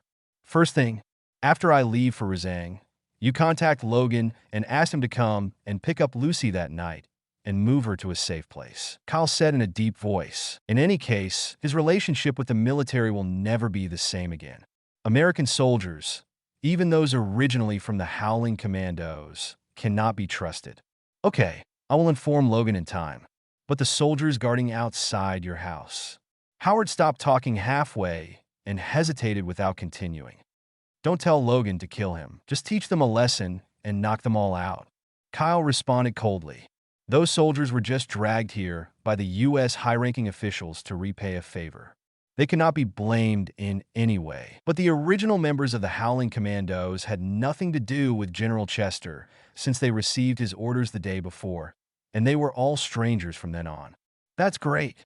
Howard breathed a sigh of relief and asked doubtfully, what's the second thing? Ask Fury to secretly investigate which high-ranking American officials were the first to propose a mission against me. Kyle pondered for a moment, murderous intent flashing in his blue eyes. I suspect that there are remnants of Hydra among them. Hydra? Howard gasped when he heard it. The remnants of the Hydra organization have not yet been eradicated, even after the battle at the Alps underground base, at the cost of Captain America's plane crash and disappearance. And there are spies infiltrating the top echelons of the American empire? The president just died suddenly, and you were secretly arranged so quickly. I'm afraid there really are remnants of the Hydra organization among the high-level people causing trouble. What they like most is to sow discord, Howard said to himself, and the more he thought about it, the more terrifying it was. If we want to completely wipe out the remnants of Hydra, we have to find all the targets and kill them all at once. Kyle said, just let Fury investigate secretly. Don't alert the enemy yet. Everything will be decided after I come back. Howard said calmly, okay, I get it. You must be extra careful. And when you return triumphantly as a superhero, we'll drink all night long.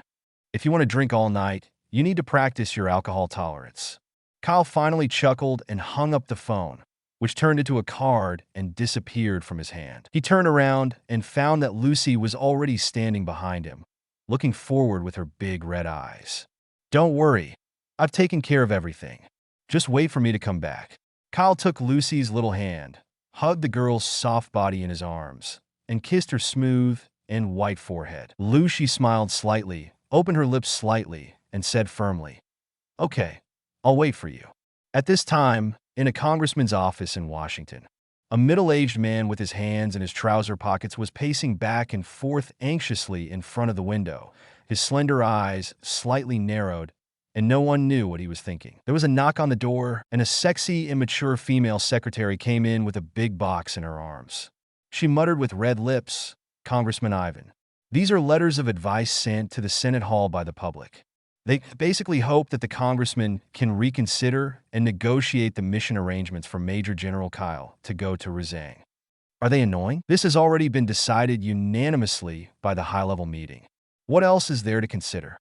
Ivan glanced at the secretary gloomily and said coldly, "Call Admiral Chester and remind him to send that man out immediately.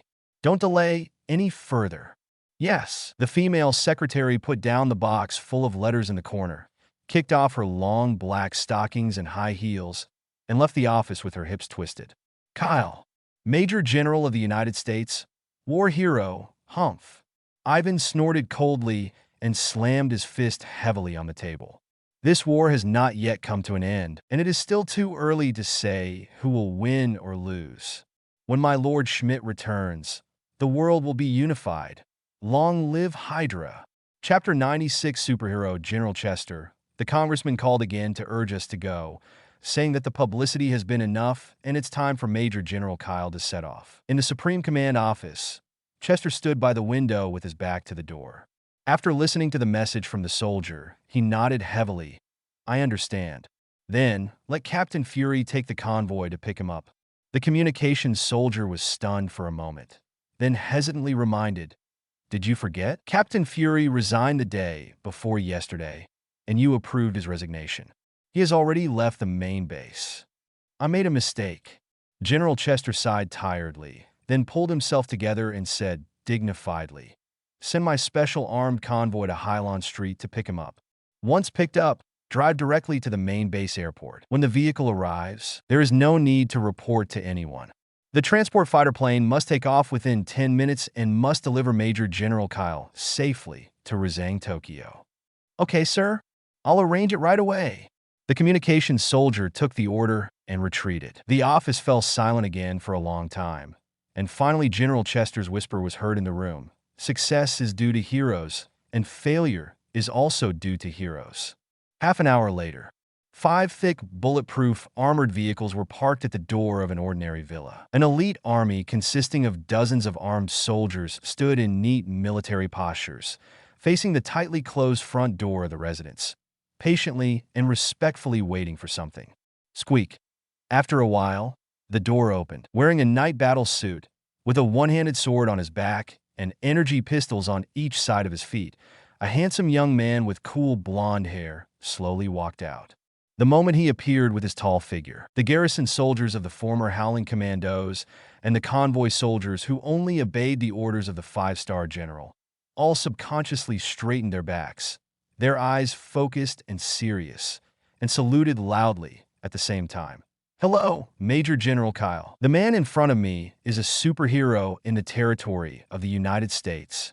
In the eyes of any soldier, he is a benchmark, a symbol, and a legend." Kyle glanced at them coldly, without saying much. At this moment, he was still a single soldier acting on the battlefield as usual, but there were no longer any marks and emblems of the U.S. military on his one-piece combat suit. This war is not for the United States, but for ourselves. Target, Tokyo. Kyle's face was grim as he sat in the back seat of the armored vehicle in the middle. Soon, 5 armored vehicles lined up in a row and drove quickly from the street highway to the airport of the military headquarters. On the second floor of the villa, Lucy pulled up the curtains on the glass window and watched reluctantly until the entire convoy disappeared around the corner of the street. When the armed convoy drove off Helen Street and successfully entered the main road of New York, the scenes on both sides of the road changed instantly. Different from the deserted scene of Highland Street due to the blockade, the main roads passing through the bustling streets are crowded with tens of thousands of people. Many of them held up homemade signs and shouted excitedly as they watched the passing armed convoy, either to retain the troops, to support them, or to pray. Major General Kyle, even inside the modified armored vehicle with super bulletproof and soundproofing, one could still vaguely hear the shouts of people on the roadside outside. How did they know that I would leave today? Kyle was stunned, looking out through the protective window of the car. At a glance, the highway on both sides was crowded with countless people. It seemed as if half of the people left in New York City had come to see him off. Not today, but these few days. The driver said hesitantly, "Since we knew you were going to Rezang alone, and half of Highland Street was blocked by military forces. The people have been waiting every morning and evening on the road from Highland Street to the main military base. Why bother?" Kyle was silent, looking outside. The main road is several miles long and passes through several of New York's busiest intersections. No matter how long or wide the area was, the sidewalks were filled with people full of expectation and gratitude, holding signs and shouting, almost rushing into the road. As a result, a large number of traffic police and police officers were needed every 10 meters, using police cars and human walls as a protective belt to desperately suppress the exaggerated crowds. Major General Kyle, please come back victorious. Of course the general will go and give the Rezang warrior a good lesson. When you return, the world will be at peace. Countless people shouted from the bottom of their hearts. This time they did not blindly seek help from the military. Instead, they placed their grand wish for world peace on one person for the first time. Kyle watched and listened and suddenly realized something. This might be the unique charm of superheroes. A hero is someone who transcends the laws and regulations of reality. No matter whether it conforms to the rigid rules or not, as long as what you do is just, you will be honored and loved forever. A hero can do what others cannot do, but cannot do what others can do. His every move will change the world and arouse the admiration and respect of thousands of people.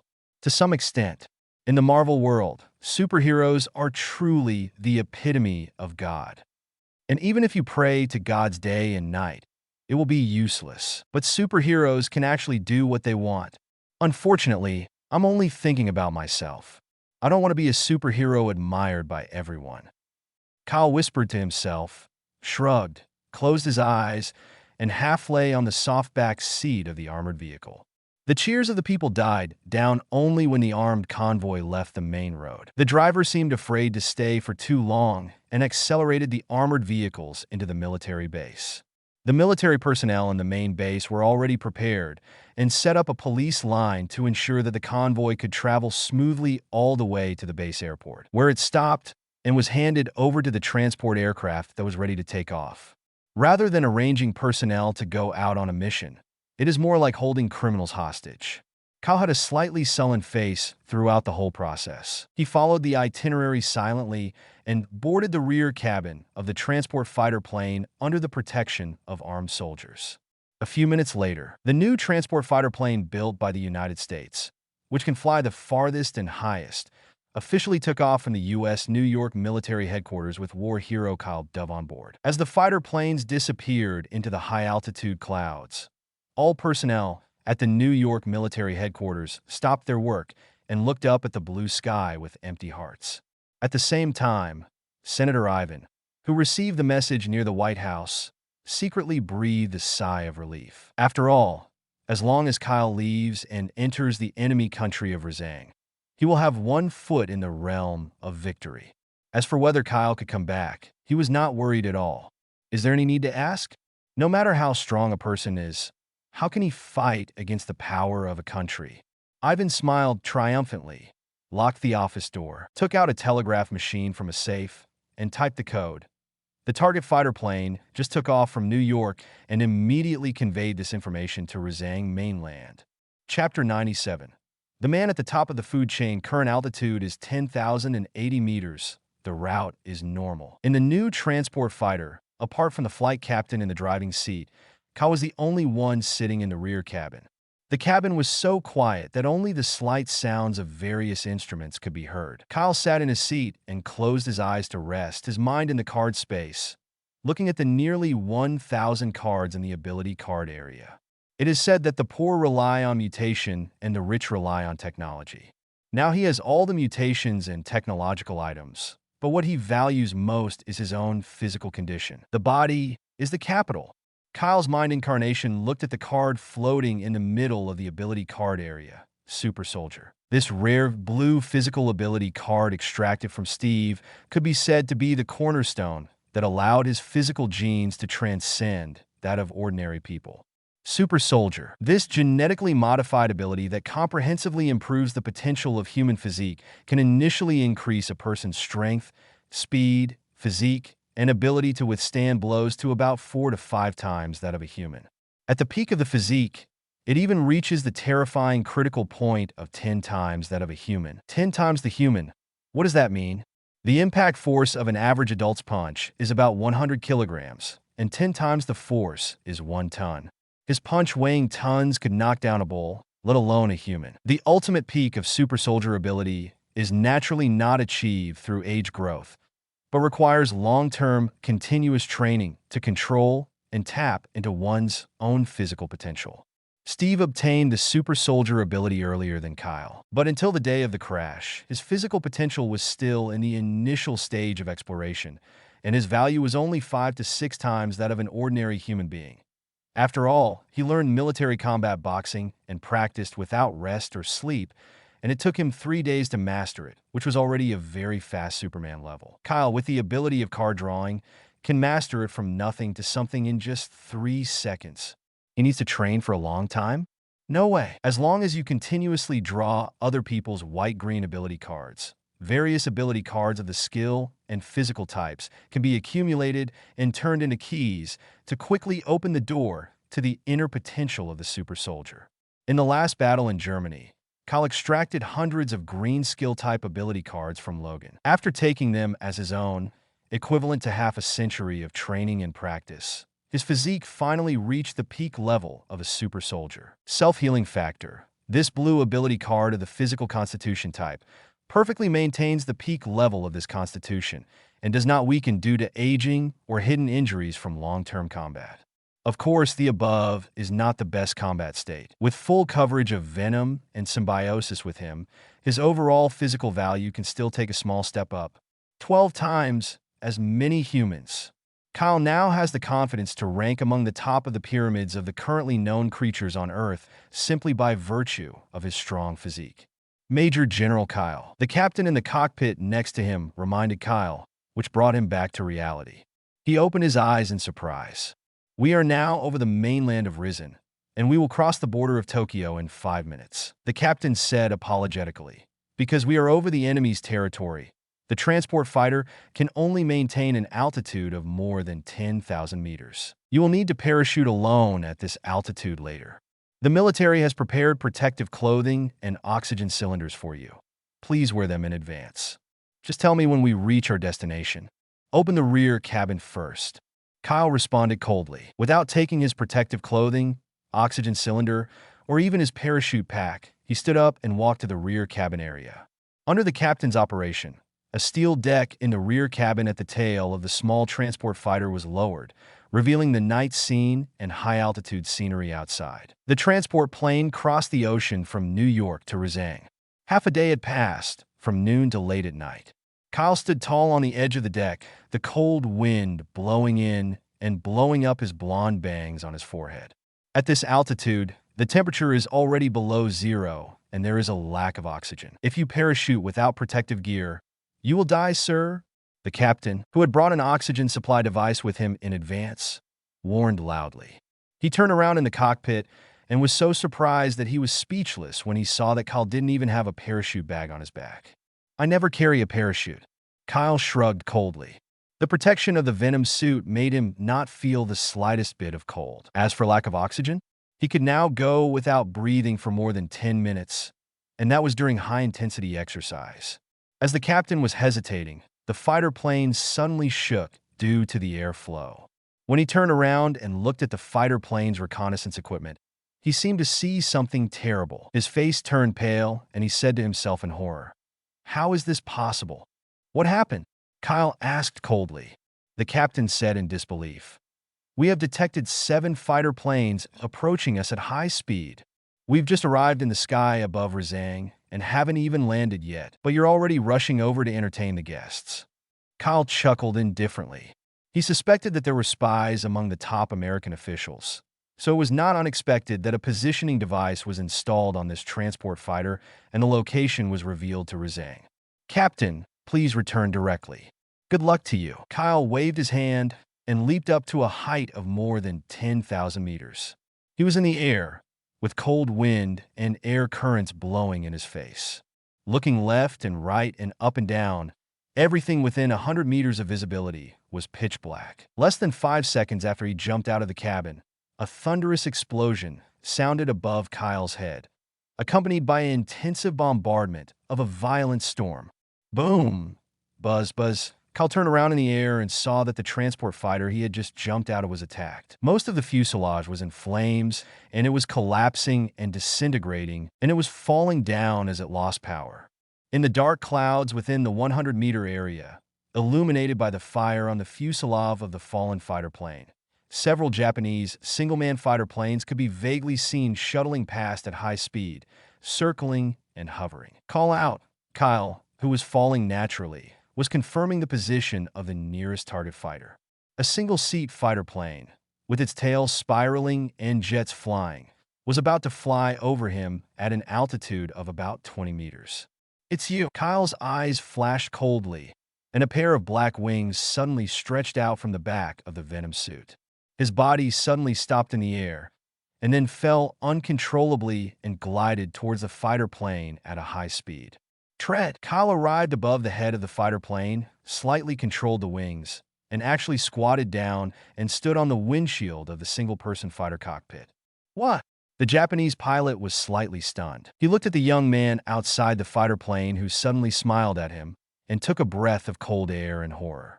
"This is tens of thousands of feet high. Is it a human or a ghost?"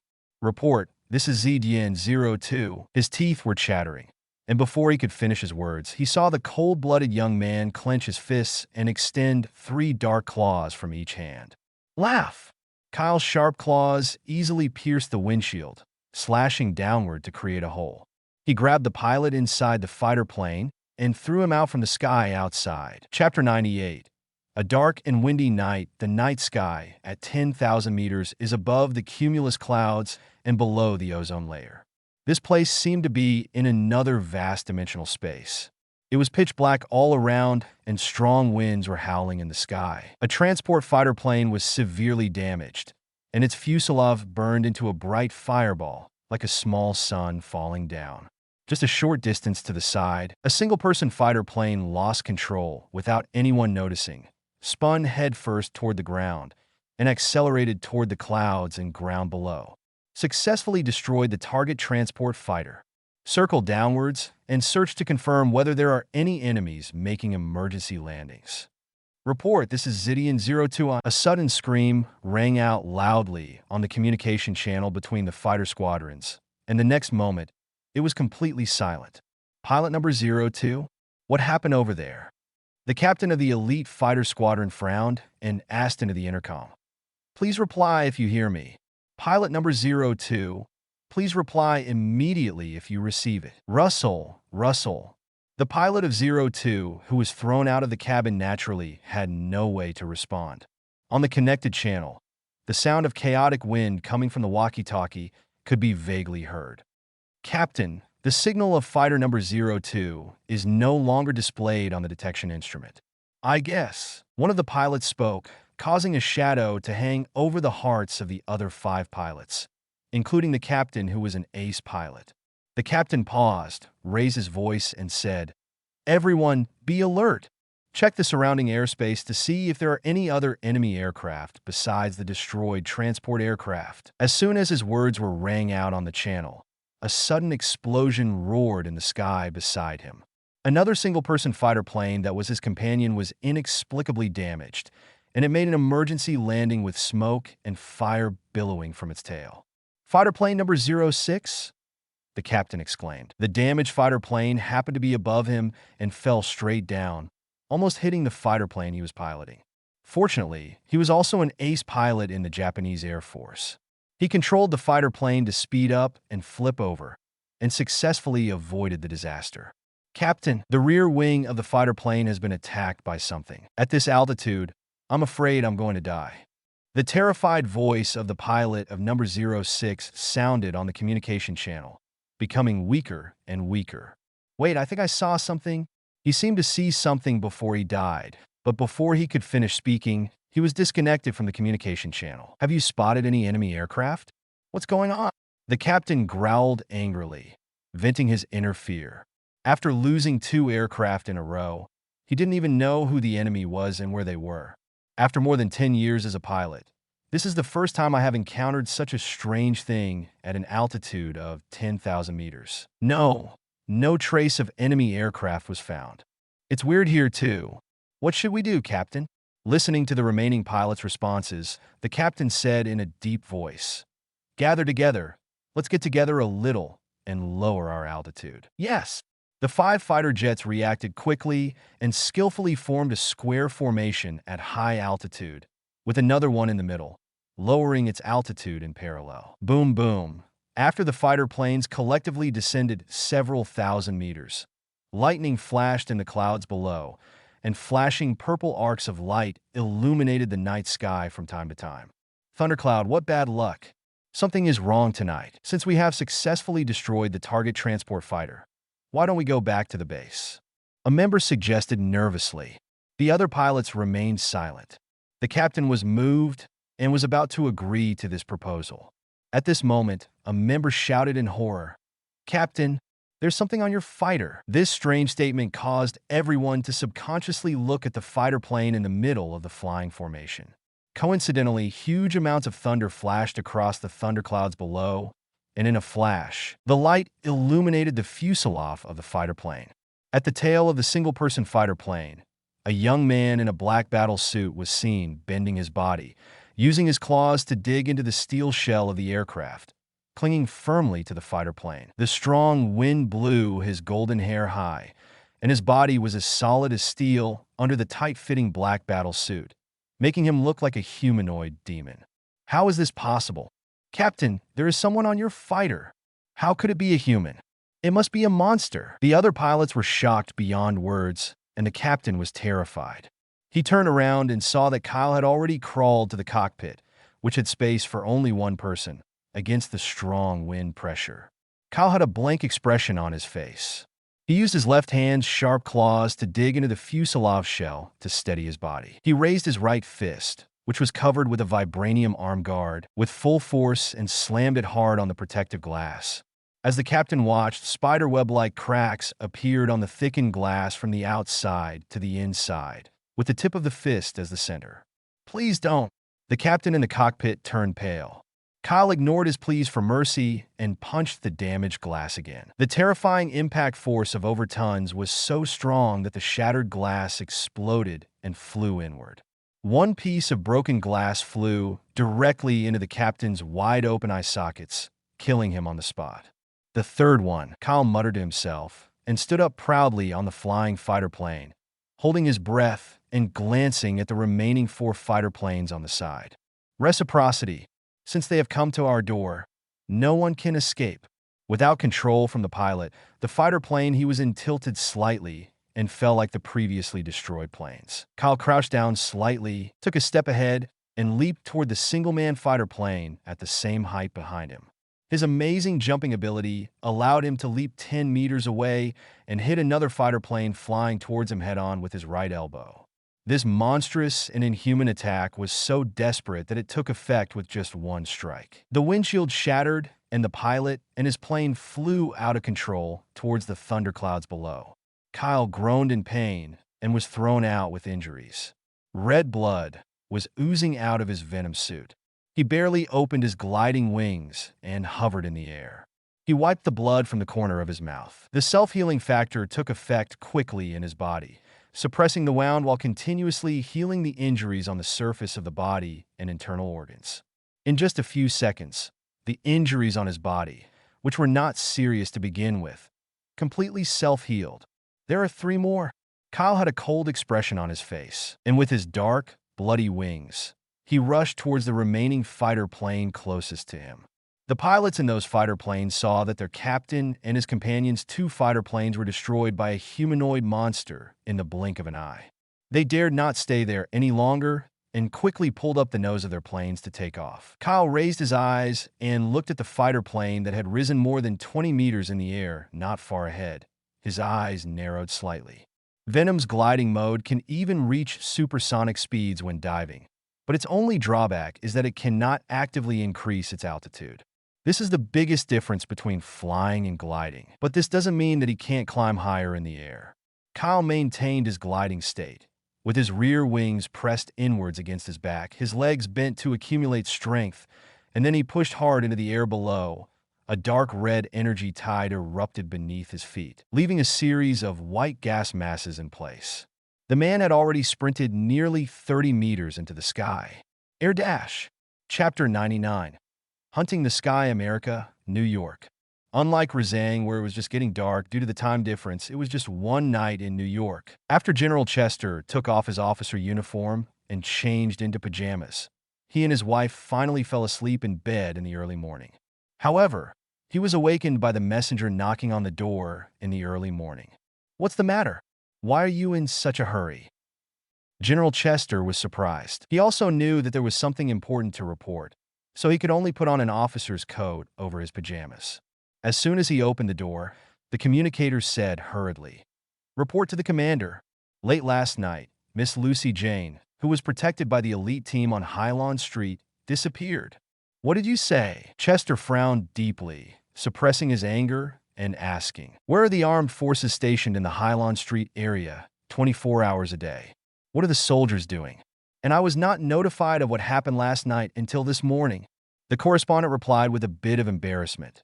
There were a total of 25 armed soldiers stationed in Highland Street. They were all knocked unconscious last night and were not discovered until this morning.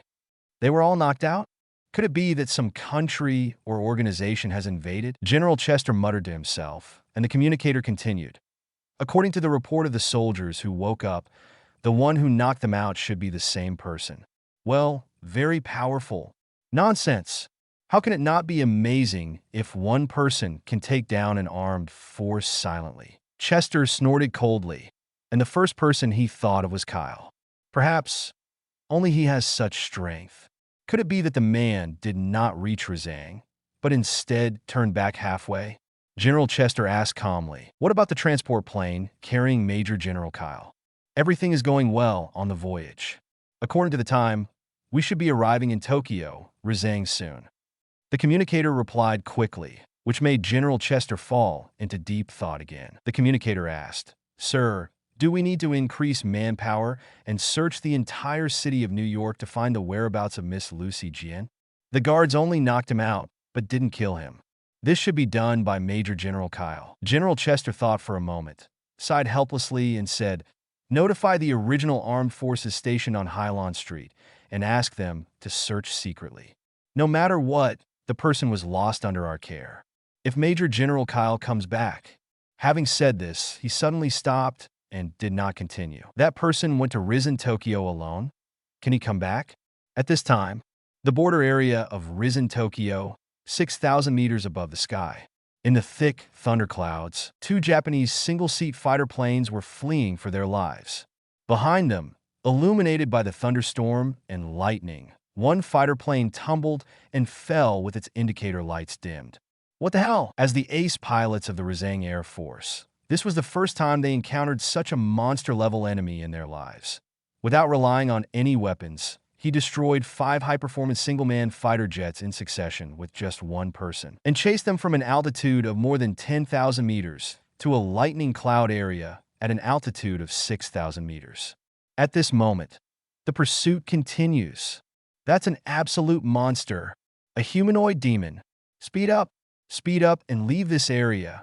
The only two remaining pilots were in a panic and didn't know what to do. They could only refuel and speed up their fighter planes and fled through the dark clouds like headless flies. About 100 meters in the sky behind, Kyle appeared in the night while gliding quickly. The last two fighter planes in sight were getting farther and farther away as they accelerated, and were about to escape the limit of their sight. Want to run? Not that easy.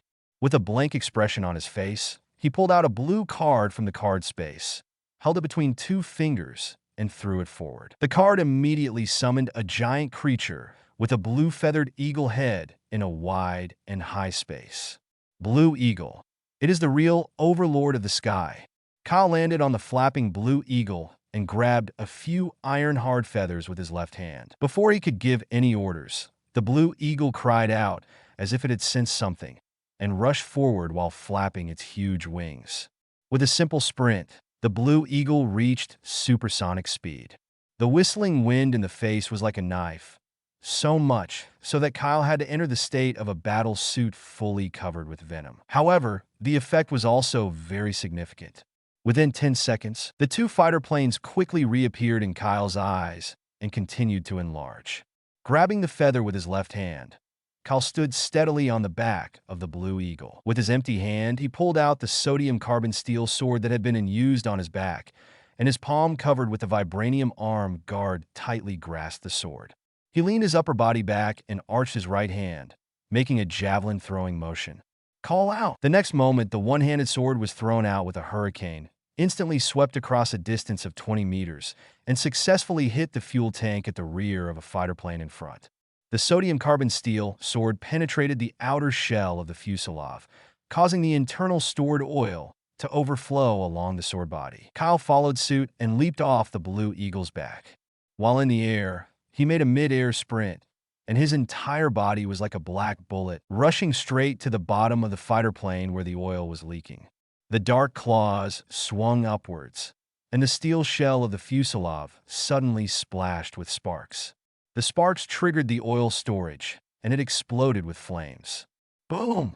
The fighter plane disintegrated and fell. Kyle's body was blown away by the close-range explosion, but the venom was very sensitive. It shot out a black line, which wrapped around the sodium carbon steel sword that also flew out and recovered it. The Blue Eagle cried as it flew over the edge of the explosion area and caught Kyle, who was affected by the explosion. Kyle continued to hold onto the feather to steady himself. Even with his inhumanly strong physique, the explosion was still effective in burning the venom suit protection on his left hand, as well as the skin on his arm, leaving it all looking bloody. But soon, the skin healed at a speed visible to the naked eye, and the venom also kept up the pace to repair the damaged parts of the suit. This is what makes Kyle so scary. His already abnormal super soldier physique, coupled with his self-healing ability, allows him to fight as he pleases and unleash his Superman attacks with all his strength, regardless of his own injuries. It is not an exaggeration to describe it as a monster. There's one more. Kyle was cold and ruthless. He looked like a god of death under the full coverage of the venom suit, and he had no intention of letting go of the enemy who attacked him tonight. Next, Blue Eagle took him to catch up with the last fighter plane again. In less than 10 seconds, the fighter plane crashed without a pilot. 5 minutes later, thousands of meters above Tokyo, the Blue Eagle flapped its wings gently to stay in the air. Kyle sat on its back, breathing slightly, holding a Japanese pilot in his left hand. The pilot was not dead yet, but his eyes were slightly rolled up, and he was in a state of semi-consciousness and semi-comatose, with white foam coming out of his mouth, and he was mumbling incoherently in Japanese. Demon. Kyle captured the pilot of the last fighter plane and wanted to torture him for military information about Razang, but he didn't expect the other party to be so useless. He was scared to death before he could even do anything. Then there's no point in keeping you. Kyle shook his head and was about to throw away the pilot in his hand, but venom conveyed a message to him. Then black liquid emerged from the battle suit to form a tentacle, and the tip of the tentacle quickly reached out to the back of the opponent's head. Under his solemn gaze, the pilot's vital signs gradually faded, and venom sent back a series of fragmentary messages to his mind, all of which were detailed Air Force information about Razang. Chapter 100. sleepless night, what is transmitted to the mind is not fragmented and messy memory fragments, but more like the essence of information and data carefully selected from other people's memory sponges. Memory search? Kyle was extremely shocked. He didn't expect that Venom's auxiliary talent characteristics had made another breakthrough. Venom is like a child, expressing joy and excitement. Tell him, this is just taking advantage of the symbiotic characteristics of one's own race. With part of the body temporarily attached to the skull of a weak organism, dominantly sharing and intercepting the memory data of that organism. This can no longer be considered simple symbiosis. Kyle frowned. The original symbiosis of venomous creatures is based on the concept of mutual benefit and assistance. That is, while relying on the host to learn its talents and grow stronger in order to survive, it will also give back to the host by strengthening its weapons, or even actively protect the host with emotions. This is the current state of his symbiotic mode with Venom. Because he is the dominant host, Venom cannot even influence his consciousness or actively read his thoughts, let alone intercept his brain's memory. Kyle has always treated Venom as a biological suit with built-in learning abilities. Until tonight, this Venom-derived property has the ability to attach itself to a weak host, endangering life and searching for memories. Simple and domineering. It has the concept of breaking away from the mutual benefit and mutual assistance of ordinary symbionts and relying on symbiosis to become the ruler of other organisms. Your evolution is almost catching up with me, who draws cards. I don't know how much you will grow in the future. Kyle whispered to Venom, who transformed into a battlesuit. Question mark. Venom conveyed his doubtful thoughts in surprise. Its intelligence was still at the development stage of a normal 6-year-old child, and it obviously didn't understand Kyle's words. One day, you'll understand, Kyle said with a smile. As the card owner, he is not afraid that the Venom that grows up in the future will betray and harm him. Moreover, as long as he can maintain his strong lead, he can permanently be the dominant one in the symbiotic mode, and Venom cannot force him to give in. The increase in the growth characteristics of Venom is more beneficial than harmful to him. Okay, then let's go to the Air Force Base in Tokyo. Kyle put aside his messy thoughts, patted Blue Eagle on the head, pointed his finger to the left, and told Blue Eagle to head towards the location of the Air Force headquarters known to the Japanese pilots. His idea was very clear. He came as an invader to put pressure on Razang. Just assassinate the top leaders of Razang? It doesn't make much sense. After killing one, they will soon nominate the second one. Therefore, assassinating the emperor is only a small step towards achieving world peace. If you want to make a country fearful, afraid, and panic, and ultimately force it to surrender, you have to be more rampant, more domineering, and more ruthless than it is. So it was the first night when I first arrived. It's very important. We need to do something big. We need to let everyone in this country know. He's coming. American Kyle is here. Call out. The Blue Eagle cried loudly and flapped its wings violently. A small-scale, whistling gale formed behind it, blowing away the high-altitude clouds within a 30-meter radius. It carried Kyle down in the inky black night and rushed into the distance at a supersonic takeoff speed. Risen, Tokyo, the headquarters of the Air Force Base. Report. Commander Okamura, something terrible has happened. Sergeant Razang, wearing a yellow-based military uniform and white gloves, hurried to the command room of the Air Force Command. Baka! The commander with a short beard was dozing off in his office chair. He was startled by the sergeant who walked in. He glared at the front with anger and cursed. Do you understand military regulations? How dare you be so flustered when you come to the command room? Yes, Commander. The sergeant stood in the room with a little grievance and saluted with his goose-stepping steps. Tell me what's the matter. Is it that the Zydian fighter jets that were sent out have completed their mission and are returning? Commander Okamura asked. In his opinion, sending an elite team of Purple Lightning fighters with the highest record of completing annihilation missions to deal with a transport fighter with little combat ability would be a sure win. The 7 ace pilots signed a military order before setting off, threatening to commit suicide if the order failed. No. The sergeant took a deep breath and replied with a trembling voice. Just a while ago, the signals of the 7 Purple Lightning fighters disappeared. What did you say? This time, it was Commander Okamura's turn to be emotionally unstable. He jumped up from his chair and slapped his hands on the desk and asked loudly, "What's going on? Is the intelligence from the United States false? Is the other party not a transport fighter?" "I don't know either," the sergeant stammered. Before the 7 Zydian fighters lost contact with the headquarters, someone sent back an emergency distress signal, but it was soon located in the Rizang border area and disappeared. It is very likely that all of them crashed. No matter how sophisticated the new fighter is, it is impossible to wipe out all 7 Zydian fighters in such a short time. Commander Okamura was still very confident in the fighters developed by his country. He said, "Immediately contact all the ace pilots in the main base and approve them to go to the border airspace where the signal was cut off and disappeared. If you encounter enemy fighters, destroy them directly. I'll arrange it right away." The sergeant saluted and accepted the order, turned quickly, and was about to walk out of the command room. Just at this moment, a soldier communicator rushed in with a panicked look. The two of them bumped into each other and fell to the ground in a mess. "What are you doing?" When Commander Okamura saw this scene, the anger that he had been trying hard to calm down flared up again.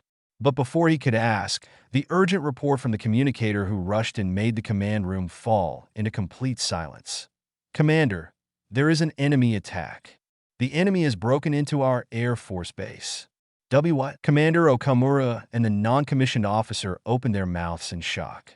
Just moments ago, 7 fighter jets that had been dispatched earlier were suspected to have crashed at the border between Rizin and Tokyo. The next moment, the main Air Force base in Tokyo was attacked by the enemy. Commander Okamura had seen all kinds of war scenes, and he quickly regained his composure and asked in a deep voice, "Tell me clearly, what enemy attack? Where are the enemies coming from? How many are there?" "Come from the main gate of the base. Enemy." The communications soldier gritted his trembling teeth, lying at the door without getting up, and shouted at the limit of his psychological endurance. "The enemy. There is only one person. Our soldiers are all dead. All dead. Here he comes this way." The communications soldier's voice suddenly stopped. He seemed to have heard something. His eyes were wide open. His face was pale and bloodless, and he curled up on the floor at the door and shivered. Tap, tap, tap. In the silence of the command room, the sound of light footsteps slowly and subtly came from the corridor outside. The communications soldier prostrated himself on the ground in fear, crawling forward to get out of the door, still muttering in an inaudible voice, "Here I come. Here I come."